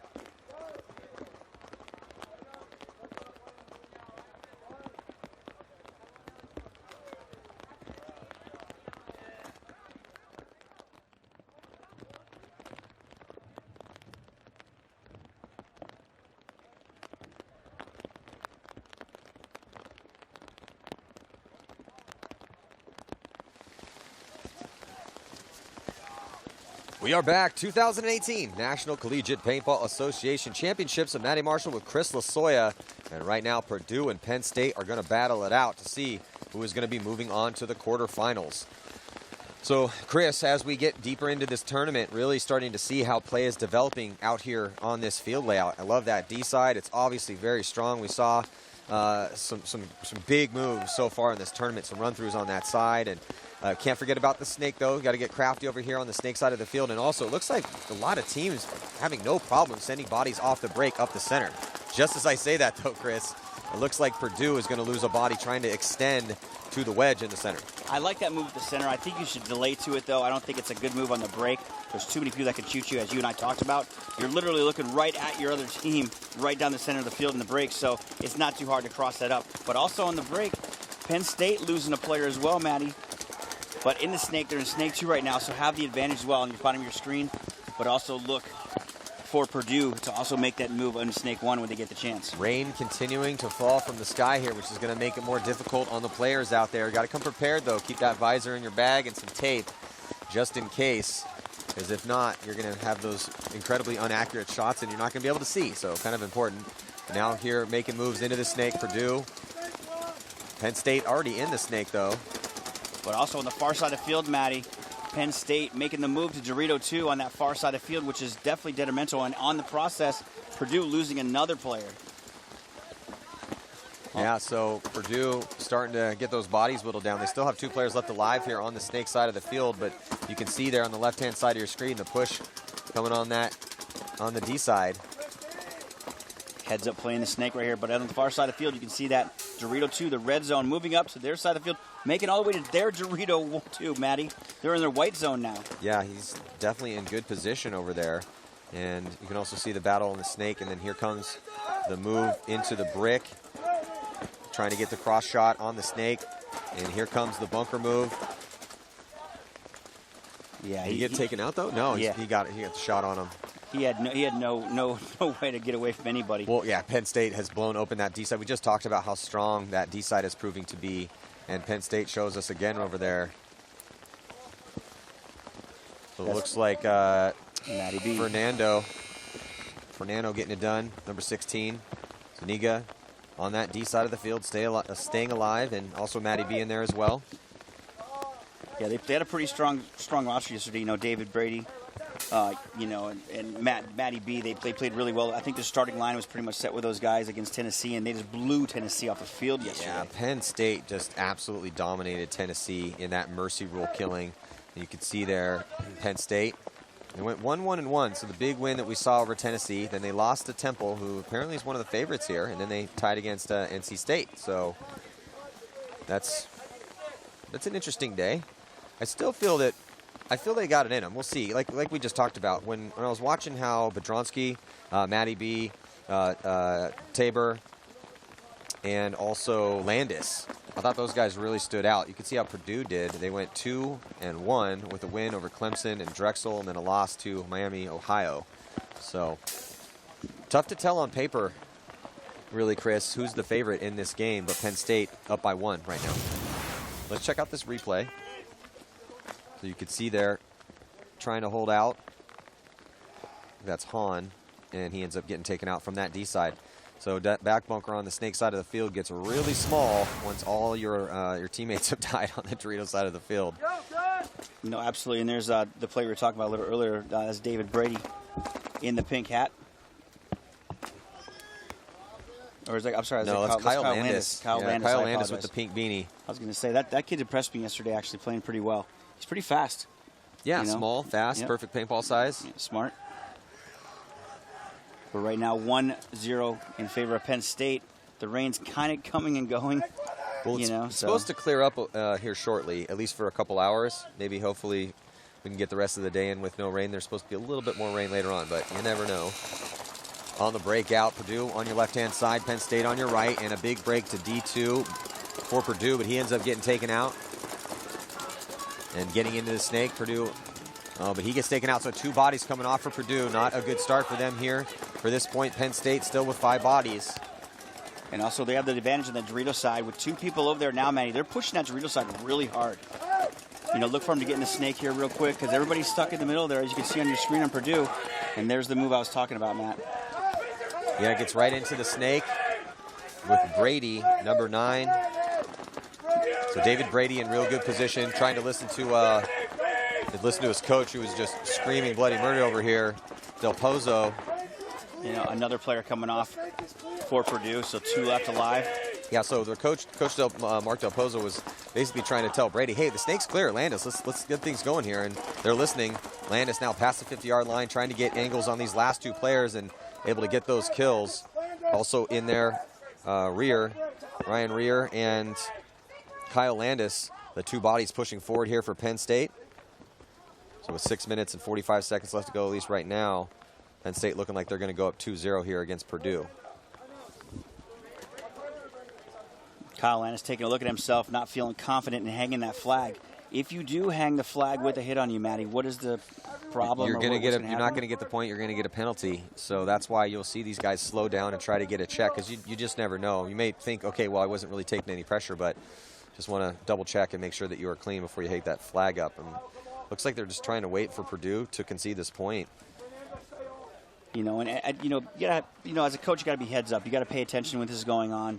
They could grind off, 3-4 minutes off the clock before you'd even know it. Look at Penn State.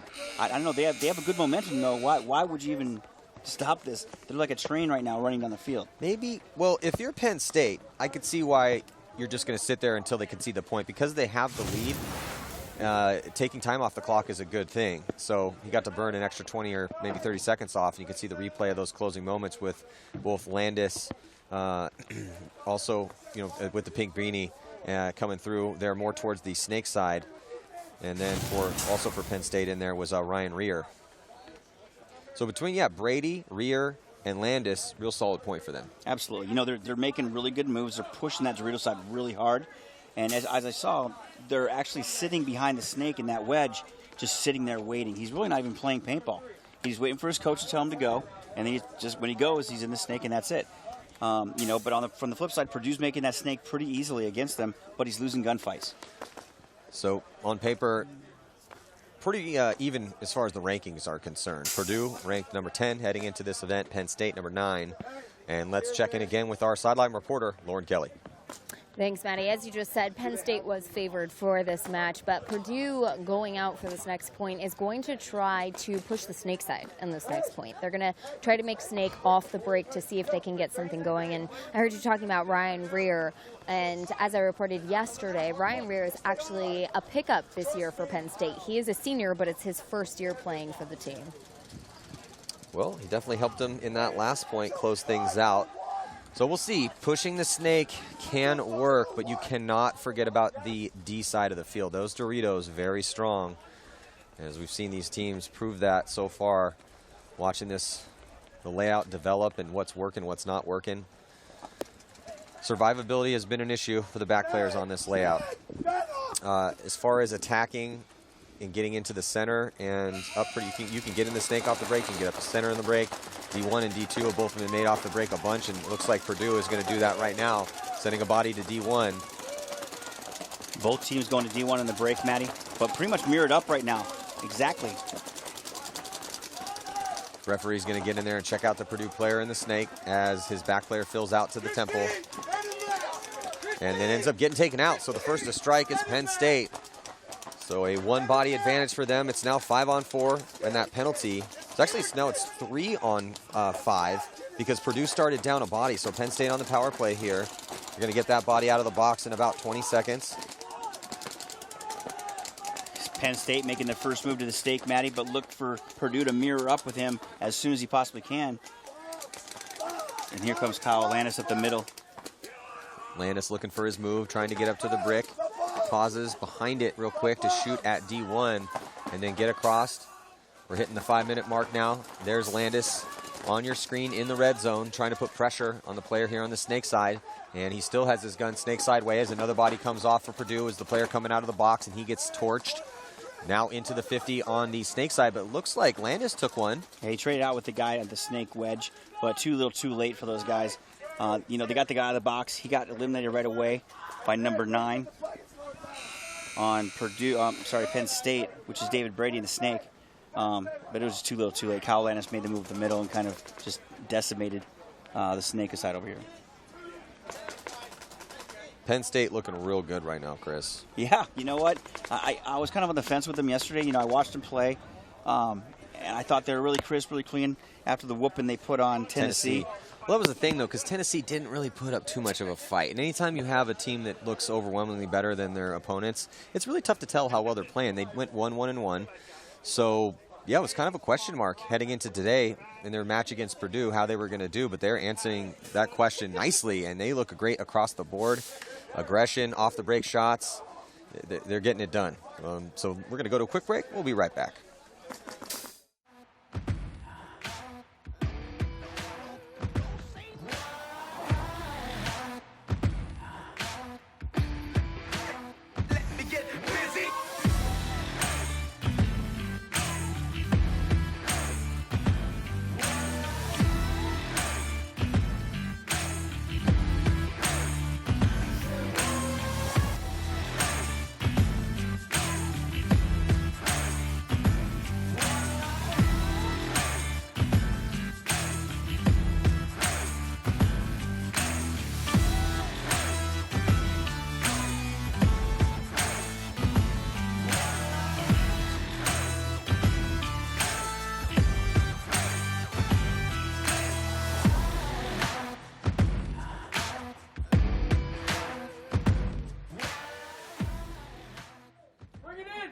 Welcome back. We are in the middle of this Penn State versus Purdue match where Penn State is currently up 3 points, 3-0. Kyle Landis came off the field after that last point and said, do not relax. Keep the aggression up. Keep taking the momentum of each point. They want this point spread, so we're going to see them play pretty tough out here. Hey, I like the mentality, but at this point in time, you just need to win. It doesn't need to look pretty. It doesn't need to be a big point spread. It could be by one, and it could be the guy tripping and falling to hang the flag at the last second. As long as you get to win, you will be moving on to take on the #1 seed here in Liberty. So that's what's at stake. Liberty sits in the quarterfinals waiting for the winner of this match.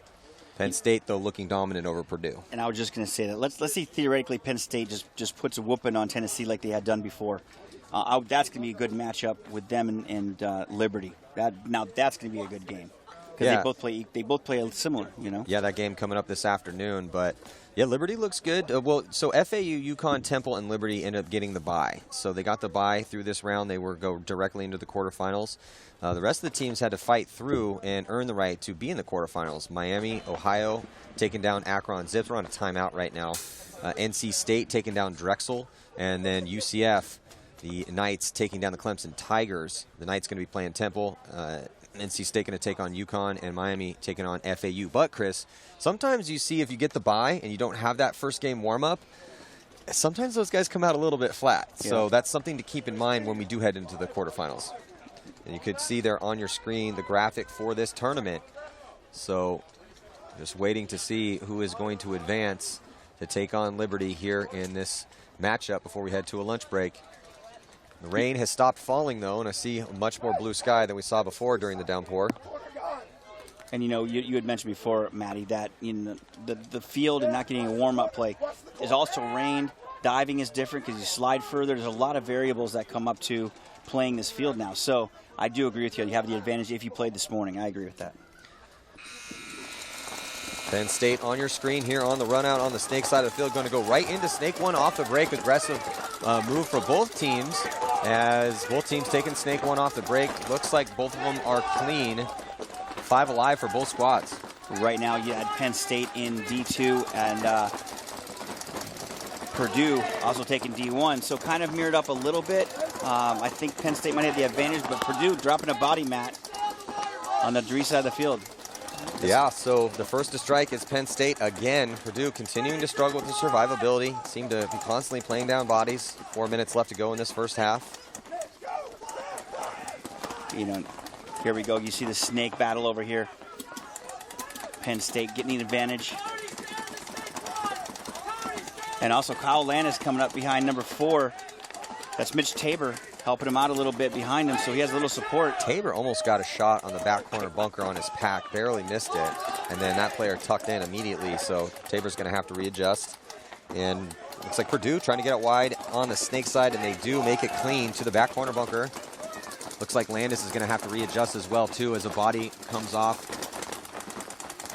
Is that another body coming off for Purdue? I think that's Purdue. That was that body earlier. Correct. You know, but that was a great move, you know, filling behind the snake corner, because you always have to do that. But now you see Penn State on the far side of the field, up in the red zone on Purdue. Chris past the 52 and trying to get the angle on the snake. Looks like Tabor's going to jump to the 50. Here's snake side here on your screen. The battle developing. I can see him going on the highway here in a second. Zaylor in there for Purdue, trying to keep his head on a swivel. Now he goes towards the sideline, but the move's coming from the highway. And he is going to stitch up Landis. Landis had no idea that he was in there, but here comes Tabor. Tabor's just going to execute the player in front of him and then run down the back player as well, too. Nice move by Tabor.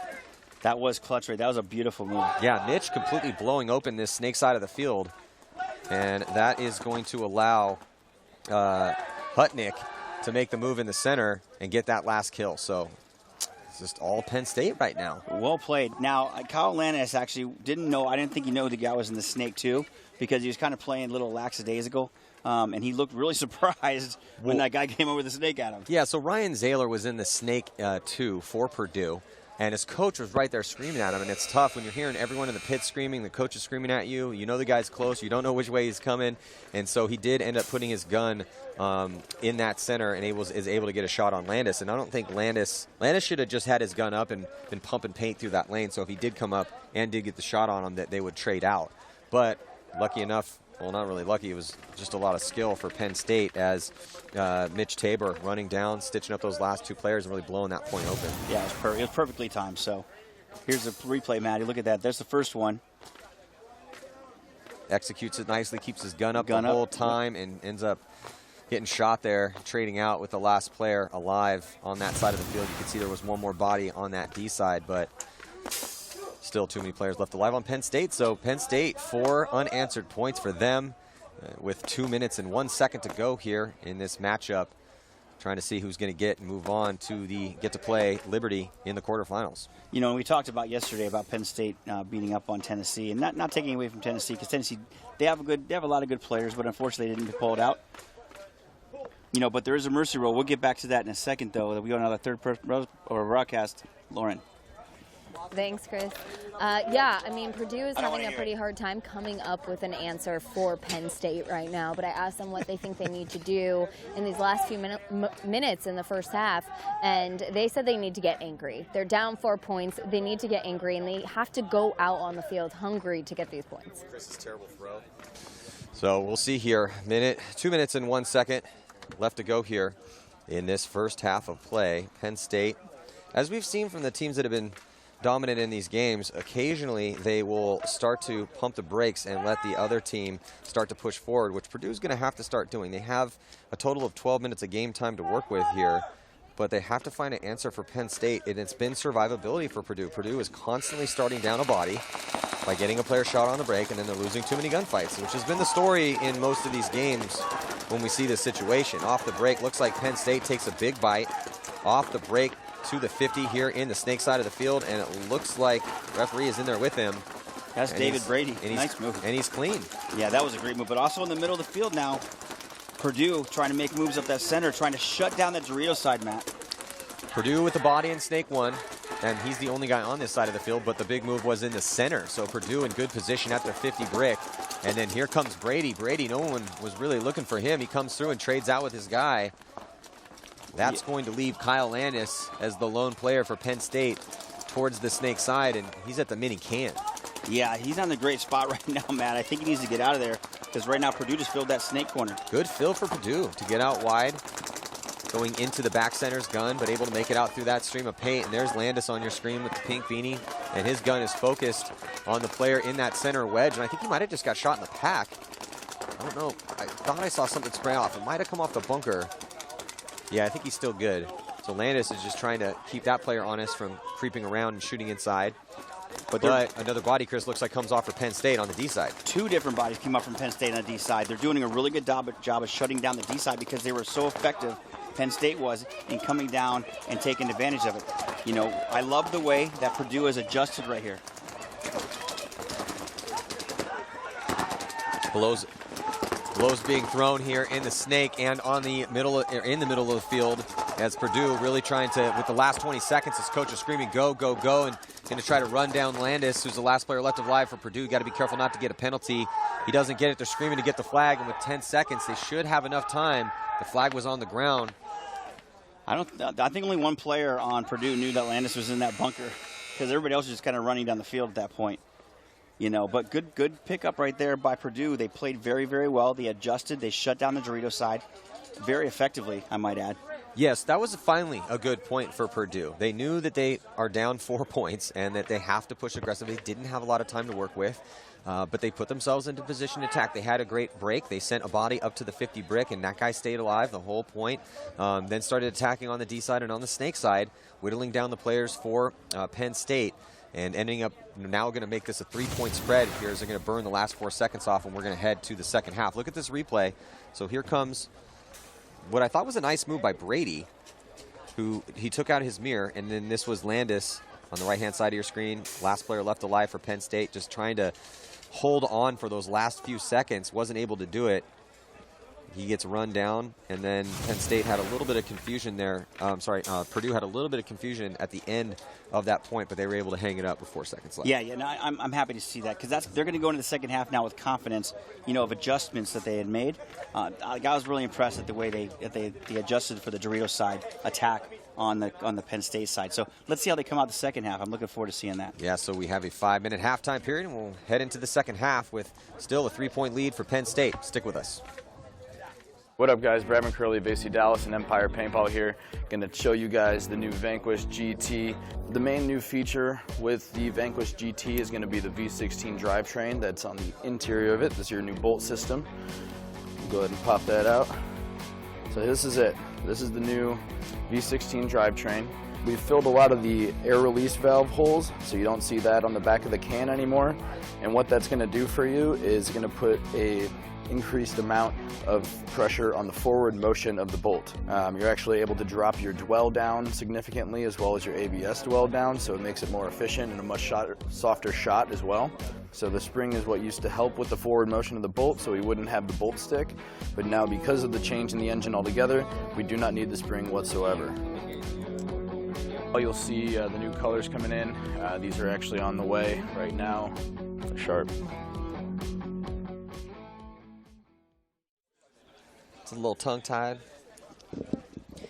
So we are back on a reset here for the second half. The question that we have to ask is, does Purdue have enough in the tank here to match blow for blow the aggression that we've seen out of Penn State? Penn State has been dominating at the outset of these points, shooting players off the break and staying alive, which has put them in a very advantageous situation. But, you know, look, Purdue, that last point, they definitely pushed strong. They didn't have a lot of time to work with. They were able to put their first point on the board to pull within 3. So they need a little bit more of that, Chris. Yeah, you know, I was happy they were conscious of the clock itself because some teams do forget, and especially the amateur teams, do forget to kind of keep tabs on the clock, you know, and they were very well aware they only had 10 seconds left, you know, and making the moves. Now, they fell asleep on Landis a little bit, and that could have hurt. You know, but there was one player that did know, and he took him out effectively, you know, and game over. So Brady, Tabor, Landis, Matty B, lots of guys are stepping up on Penn State. Purdue, they're going to have to match the man for man. Let's check in with Lauren Kelly.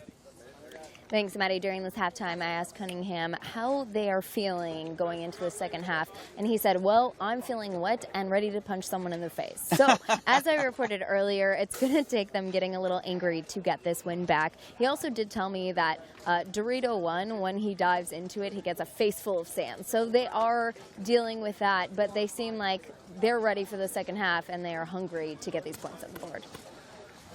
Yeah, the landing strips at some of these bunkers, not on the angle on your screen now, but on the angle from the side of the field where Purdue's going to have to come from. These teams will be switching sides. And Chris, like you were saying, when you get a little downpour, you have to adjust your dives. Yep. Maybe not so much going into the into D1 going to be on your right-hand side of the screen when we're watching these points, everyone at home, because that landing strip has definitely become, the grass has been worn down, so it's a little more dirt over there. But when you still have that good grass to dive on, you got to give yourself a couple more feet, start your dive a little bit earlier so you don't overslide your bunker. Well, and you can see all the paint in the ground behind the bunkers there, and I'm watching people slide into this corner on the snake side of the field, and they are well oversliding it. And hopefully some of these players, they adjust their shots when they see somebody going to the corner. Maybe not follow them, but shoot to the outside of the bunker, because the chances of them oversliding it are pretty significant. Just a few moments to go before we start our first point of the second half. 3-point lead right now for Penn State. Man, they look good in the first one if you're just joining us. Like what I'm seeing out of Brady here on the snake side with Tabor in the middle and also on the snake side occasionally. And then Kyle Landis on the breakout with the move into the center. Oh, is he okay? It's looking like Kyle Landis actually dove in the center, got shot, but it looks like he took a digger. Unfortunately, so Penn State. Yeah, he popped right back up, though, and I think he's all right. Maybe just jammed his shoulder on the dive in. Regardless, he did take a hit, so he's going to take the walk off. Looks like another body's taking the walk from the D side. So not looking good for Penn State here in the opening moments of this first point in the second half. Yeah, losing 3 or 4 players now, down to 1 player in the corner. And on the far side, here comes the far side of the field. And that's going to do it for Penn State. The last player alive coming down the Drexel side. Look at Purdue coming in hot. Well, Purdue giving Penn State a little taste of their own medicine with some nice off-the-break shooting. Shooting out Landis initially and then winning a couple gunfights, which is what we saw at Penn State. Yeah, they need to come back in this game. They're down, a significant amount of points. Well, only 2 now. Yeah, only 2. And with just a little under 9 minutes to go, that's obviously a lot of time left for a comeback here from Purdue if they can keep looking as good as they did in this point right now. Well, what is the fastest point we've seen this weekend? I'm trying to think which one it was. I want to say we've seen about a 30-second point might be the fastest. Some long points out here on this interesting. I love this layout, so we'll see how it plays in Dallas too. But let's check in again with Lauren Kelly.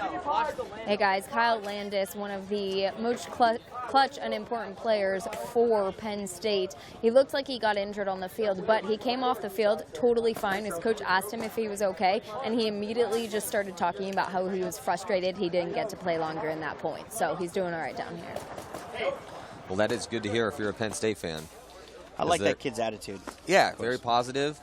He did one of the longest interviews we've seen with Lauren this entire weekend. He seems very hyped, very charismatic kid. Yeah, he is definitely charismatic. So he definitely gets the award for longest interview ever. A lot of game time left to go here. See if Purdue can attempt this comeback. Penn State needs to clean it up a little bit from that last point as they lost way too many bodies at the outset of the point. And on your screen right there is Penn State. Kyle Landis in the pink hat. Yeah, it's real easy to tell who Landis is. Yeah. He's got a giant glowing peak beanie on the top of his head. It's definitely not hard to see him across the field, that's for sure. I always liked when guys wore those beanies because you it could gave see me him a mile away. Well, gave me something to shoot at. Exactly. It's like, especially if he's a little fast guy like Landis is. Yep. Real easy to aim at the running pink beanie. 10 seconds, here we go, starting 4-2 in favor of Penn State. 8:55 left in this match. There's Purdue. Yeah, Purdue on your screen. See where they go on this breakout. And it looks like going to take D1 off the break and Snake 1 off the break. So many guys are making all of these fun bunkers off the break. Yeah, I'm seeing a lot of people break a lot of paint. And unfortunately with this weather, it does cause havoc on your equipment, on your paint, on your body. Yeah, paintball's made of gelatin. Don't do so well with moisture. It absolutely does not. I'm looking at Purdue's back guy right now. He absolutely just has a Wagner power painter back there. But, they still have the advantage. There's Tabor trying to get in the snake. Yeah, but looks like Purdue, the first to attack here on the snake side of the field. They do lose a body on that D side, though. Yeah, but they still have that brick. They still have that brick, though, up in the middle there, Matty. Yeah, great field position here in the red zone for Purdue. Attempting to come back in this match. They have enough time to do it. Their back player repositions behind them. So Zaylor, again, we saw some good stuff out of Zaylor earlier on. Looks like taking the walk here for Penn State is Kyle Landis. Yeah, it's going to frustrate him even more now. Yeah, because that's 2 points in a row where he's coming off early. You know, but good, look at Tabor. Tabor knows the shot across that field to that center brick. That's what he's shooting right now. But look for Purdue to come up that middle. But if he tries that, he'll get blown away, which he kind of did there. You see the walk in the left side, right side of your screen. Well, Zayler's out in the 50 just wiling out in his gunfight. Needed to tighten that one up a little bit. They stole the body in the brick, but they're about to lose him. Nice big run through, and then a kind of a barrel roll. Combat roll. Yeah, so it looks like, was that Hahn? I think that was either Zawinski or Michael Hahn coming through the center with a great move, but then ends up kind of losing his footing and has to go into a barrel roll to recover. So after all the smoke clears, Matty, I think it's a 2-on run right now. No, that was Matty B, actually. Sorry, Matt Podronski. It's a 2-on-1 in favor of Penn State. Yeah, Bunn is in the snake too, and closing the gap in the center. They have another body who just made it into the red zone, trying to close this point out and put their 5th point on the board. Bunn now past the 50, attacking on the snake side, all the way on to the Purdue side of the field, and there goes that last body. Good job right there by Penn State. You know, bodies were going left and right, and everybody was starting to walk off. I had to wait for the smoke to clear to see what exactly happened. Looks like they were too. Yeah, great run through by Penn State with the super combat jiu-jitsu roll. Well, it was Ryan Rear in there again. So we've called his name a couple times here at the close of the point, being one of the last players left alive, and a new pickup as he's a senior, but his first year playing with the squad. Nice fill by Bunn, Andrew Bunn. One of the back players, taking over for his front players that died. Landis is talking to Coach from Mark Del Pazzo. You know, I like how Bunn and shoeless Mark over here. Mark Del Pazzo has just soaking wet. He's got a shirt with a cat riding a rocket into space, and his basketball shorts, not wearing any shoes. I think he's just enjoying himself right now. I think he's happy. He's in his happy place for sure. Yeah. Trying to talking to his boys right now, trying to figure out what the play is going to be for this next one. But they have themselves a nice 3-point lead here, 6:26 to go. Yep, Penn Purdue State has some ground to make up here, Chris. They do, but you know they could be a lot worse off right now. They were pretty beat up in the beginning, but you know I think they adjusted. Like I said, they're shutting down that Dorito attack, like we had talked about, going after that middle brick, and it's working out for them. Well, so there's Mitch Tabor in there for Penn State.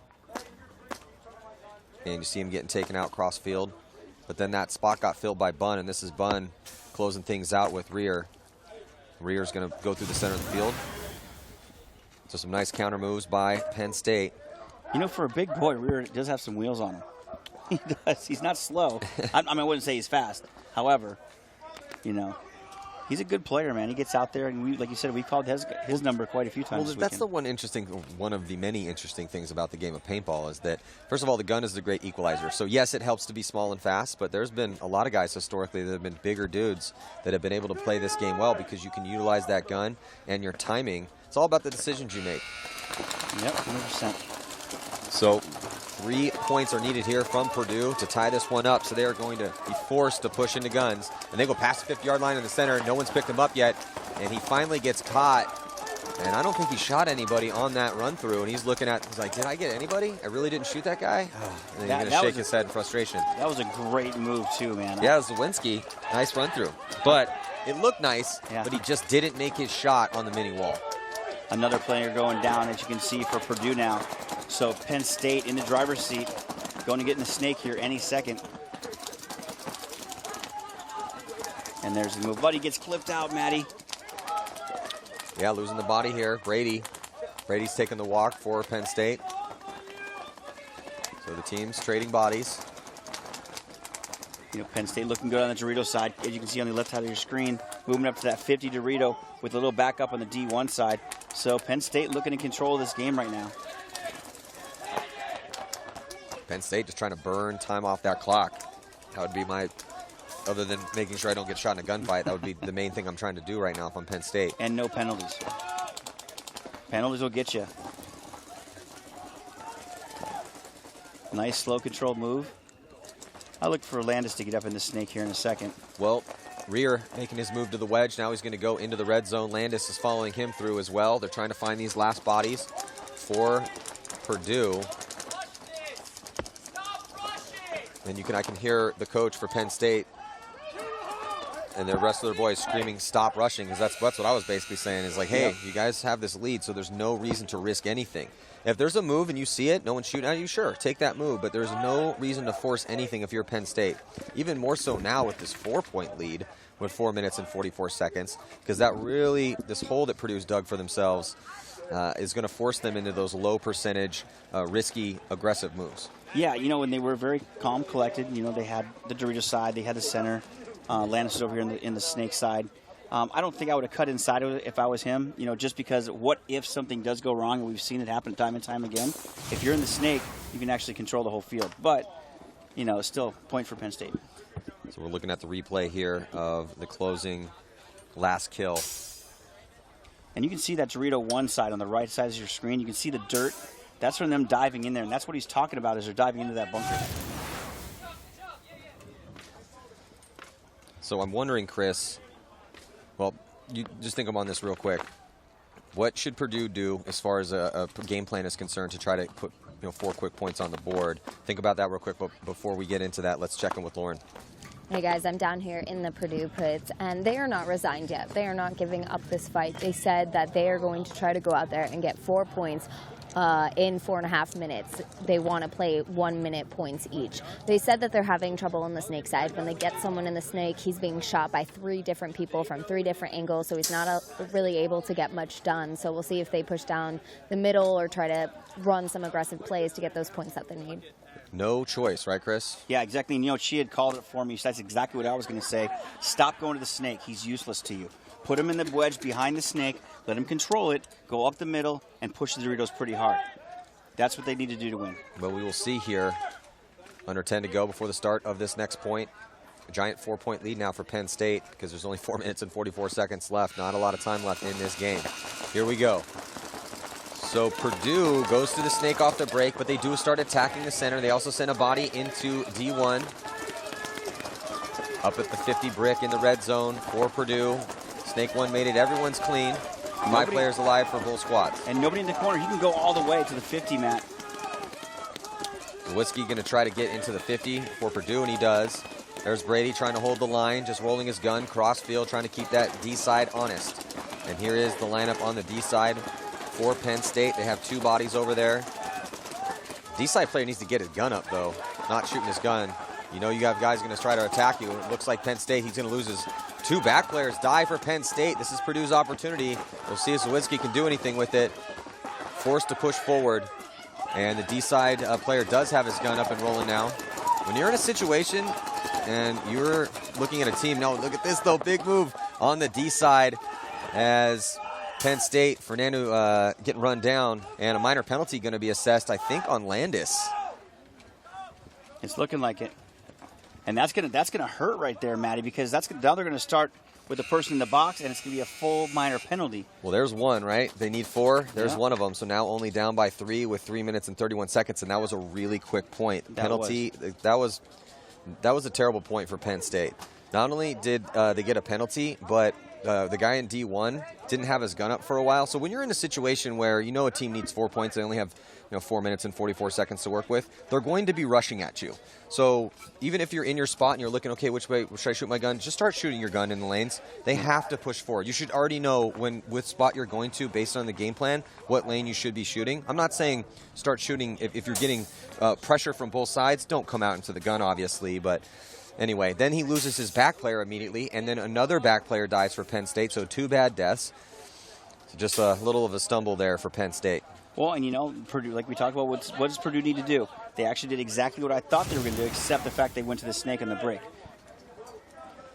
So you can see there Brady, who gets shot as he had his gun here looking towards the snake side of the field and wasn't able to head check over because he was worried about that player in the snake, and ends up getting taken out with the big move happening for Purdue on the Dorito side of the field. So looking at the bracket, and the stage is set.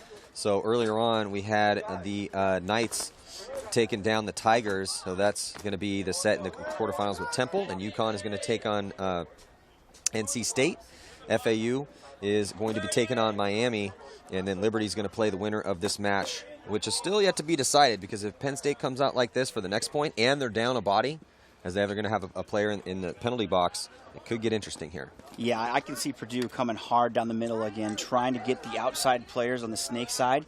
If they can shoot, put 2 guns in the outside snake side, get that G, and then push the snake side really hard as well as the middle, I think they'll be very, very, in a good spot to get a good quick point out of this. Looks like the timeout being called here. So, yeah, Penn State going to come back into their pits and talk to their coach, Coach Mark Del Pazzo, about the last-minute game plan here, how they're going to work with being down a body, trying to hold on to this lead. Purdue, on the flip side, definitely, man, they got a chance. 3 minutes and 31 seconds, 3 points. Just need to keep rolling off those points like we just saw. It's still going to be very difficult, but let's go to a quick commercial break, and we'll be right back after this. Hello, everyone, and welcome in to Catezilla 50, live from the Silver Eagle Group. Big shots right and left by Luke. Both fighters toe-to-toe. He's got to change. He's got to work more angles. Oh, shot landed down the wing. Treachery.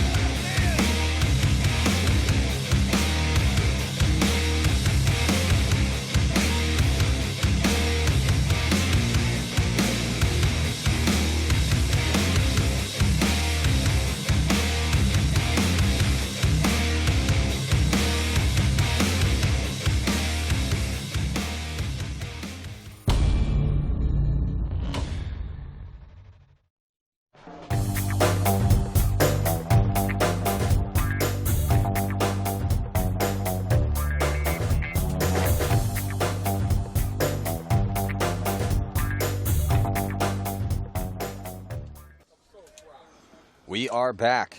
Not a lot of time for Purdue to work with here, but it isn't adequate enough time to score 3 points to try to tie it up and take it to an overtime, because Penn State, getting that minor penalty at the end of that last point, going to be playing with 4. So if Purdue can whip that gun around, get an off-the-break shot, make it a 5-on-3, and then quickly work their way up the field, pull within 2. If they can do that in 30 seconds, 2 points in 3 minutes is not that big of a deal.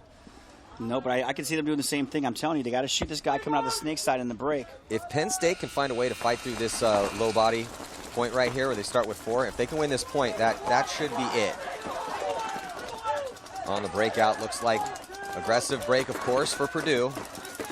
On this attempt to come back, ended up taking Snake 2 off the break. And a solid break for them. No bodies have come off for Purdue, but also a good break for Penn State. If you don't get somebody off the break, you definitely want to get in position to get the guy coming out of the box. And it looks like that's what they're setting themselves up to do at this point. And I like this move of sending a body to the snake off the break, because that's going to slow down the attack for Purdue, as they have to worry about that angle. Yeah, I thought they'd put more guns over here to try and get that shot. But, great idea on Penn State. Grinding on the clock, 2:46 left in this game. 13 seconds left in the penalty. They're just not looking, they're very aggressive right now. They need to get up and get going.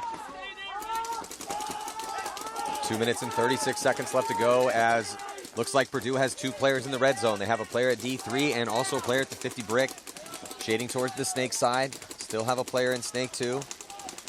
But Penn State getting that body out of the penalty box, and it looks like he's clean. He was clean. I didn't see any paint going that way whatsoever. So 5 bodies alive for them now. Yep, this is gonna be a problem. Definitely right now. We're looking at 2 minutes for the rest of the match, and they're down 3 points, and they lose. Purdue loses their snake guy, Matt. Yeah, Purdue losing their body from snake 2 as he got shot crossfield, and at the same time that happens, Landis makes a nice fill. So Landis getting out wide here. Nice job by Kyle, and he's going to wrap around, try to get inside shots to slow the attack down from that middle of the field. The only hope right now on the snake side of the field is number 37 for Purdue, Michael Hone. Yeah, and he's in good field position in the center. They still have a body in D3, but because Penn State was able to get that kill, and now they have a body with Tabor. So Tabor's in a good spot. Landis is in a good spot, and have now taken a decent amount of the time off the clock. Just a minute and 24 seconds left to go. So because they were able to live through that penalty, and then, oh, wow, that just, paid the toll here for Purdue. Yeah, I think it's too little too late for Purdue right now. There's not much they can really do at this point. Even if they do get this point for some reason, I don't feel that they're going to have enough time to come back all the way, man. Well, Tabor gets past the 50-yard line, and I don't think anyone saw him get in there. There's not a lot of bodies left alive for Purdue as it stands. But here, they did pick him up. and they try to come across and get him, but Landis was right behind him protecting him, made that guy pay the toll, and it looks like Purdue is going to concede the 7th point to Penn State. And with only 3 of their points of their own and under a minute to play, this game is over. Penn State still yelling at each other right now. Okay, no, they're yelling in a good way. It looked like Brady was arguing with Landis, but I think he was just turn that frown really upside down. I don't think he was angry. He's just really excited. He's a very excited person. Hey, as well he should be. It's looking like let's just say there's no way Purdue's going to be able to score 4 points in 55 seconds. No. Never seen it happen. Probably never going to see it happen. And it looks like Penn State is going to be playing Liberty here in the quarters. I'd like to see that matchup. I really would, for sure. So you can see this replay here. So that's the attempted run through on Tabor in the snake. And that was Hahn coming through from the center. But watch Landis back up Tabor. So Landis stays close. And then the desperation run there by Purdue to try to take out Tabor. So even though Tabor was hit in that engagement, Landis was just a few steps behind him, able to protect him, or at least shoot that guy. Yes, he did get a shot on him, on Tabor, but nice work by Landis. Landis playing great. Yeah, I think the whole Penn State crew is playing really great. I think they adjusted properly. The Liberty game is going to be. I'm looking forward to seeing that one because I think if they continue playing the way they are, it'll be a good heads-up, 1-2 point back and forth game. Well, Liberty, the 1 seed heading into this event. Can't forget about the defending champs, though, the UCF Knights, and a come-from-behind victory against the Clemson Tigers. They're still should be able to hang strong. They're going to take on Temple. But as far as talking about who the favorite is, FAU, UConn, Temple, and Liberty got buys into the quarterfinals. Miami, NC State, the UCF Knights, and Penn State all had to fight through this round to even get into the quarterfinals. So as far as all those teams are concerned, I think FAU's a favorite here. You got to say the UCF Knights just because they're defending champs, but all of those 8 teams, any one of those teams could win this event. It really is wide open right now. No one team is utterly dominant out here so far this weekend. Yeah, no, and I agree. So, Purdue coming out hard, trying to get something, to happen, get a point back, just to kind of get a couple more jabs in before they go home. They lost 2-3 on the break, another one goes down. So it's 2 players left for Purdue. I think that Penn State's just going to kind of chill out and let it run its course, Yeah, Penn State here going to coast to a victory. Purdue, noble attempt at the end. They definitely were aggressively pushing forward. They were trying to do what you need to do in order to attempt to come back. They did score one, quick one, but Penn State just solid across the board. Great off the break shots. Landis is playing great. Tabor's playing great. And that is going to do it. So congratulations to the Penn State Nittany Lions taking down the Purdue University Boilermakers. And Penn State going to be taking on Liberty. But as far as Penn State, man, I really like their starting 5. And, I mean, we really haven't seen that many mistakes from these guys. But, Kyle Landis and Mitch Tabor here on this snake side were impressive in this game. Brady's also playing well. I love what Rear is doing in the center. Very consistent. Nothing flashy. He's not running around, diving, making huge moves, but just very consistent, alive more often than not. Play smart paintball. And I think the survivability of Penn State has really been incredibly beneficial for them. They didn't have too many early deaths, weren't losing a ton of gunfights. The points that they did, obviously they lost, but just overall a pretty relatively dominant performance from Penn State here in this match. Yeah, absolutely. I'm definitely, like I said, I'm looking forward to that next Liberty match. But there's a lot of paintball to be played before we get to that. Yeah, so before we get into that, let's check down with Lauren. Looks like she is down there in the pits with Fernando Zuniga. Thanks, Maddie. I am here with Fernando. Congratulations on that huge win. You guys are looking really strong this weekend. You played an awesome match here against Purdue. They really just didn't have an answer for your aggression and how tight you guys were. But moving forward, you are going to have tough matches. So how do you feel the way you guys are playing right now, you match up to teams like UCF, the defending champs, or FAU? So right now I feel pretty good because even though we are a young team, I've put in their heads that no matter what with experience, you have to trust your teammates. The whole thing is making sure that they play our game versus letting us play their game, you know what I mean? So I tell people you got to have fun. You got to remember that it doesn't matter if they've played other NXLs or they have more experience playing, college tournaments. I say there's just 5 guys with guns, we're 5 guys with guns, and we have to put it out there on the field. It's not about the name, the number, it's about the sim on the front, why we play, who we play for, and why we enjoy this game. That's an amazing attitude to go onto the field with. What would you say exactly is Penn State's game? Penn State's game is playing methodical, check off, slow but aggressive paintball. I don't want us to just sit in our bunkers and be like, oh, we can just let them come to us. I want us to push them, but be smart while we do it. Let our guys know, what do you need, what do I need, what do you have? Constant communication, because that's the biggest thing. That's all that matters. All right, well, congratulations. Penn State is moving on. That trust and that attitude seem to be working out for you. Back to you guys, because I'm going on lunch.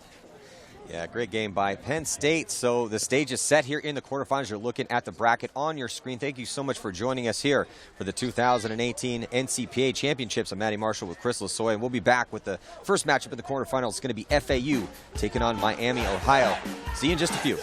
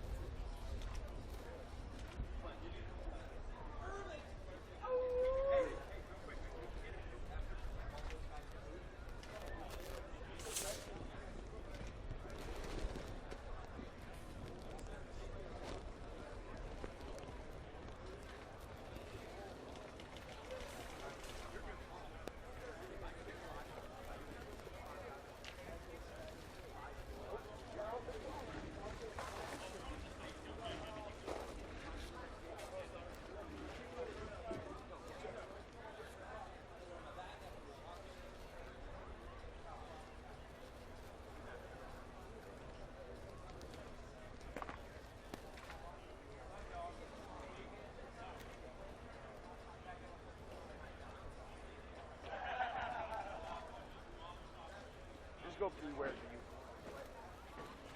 Girl.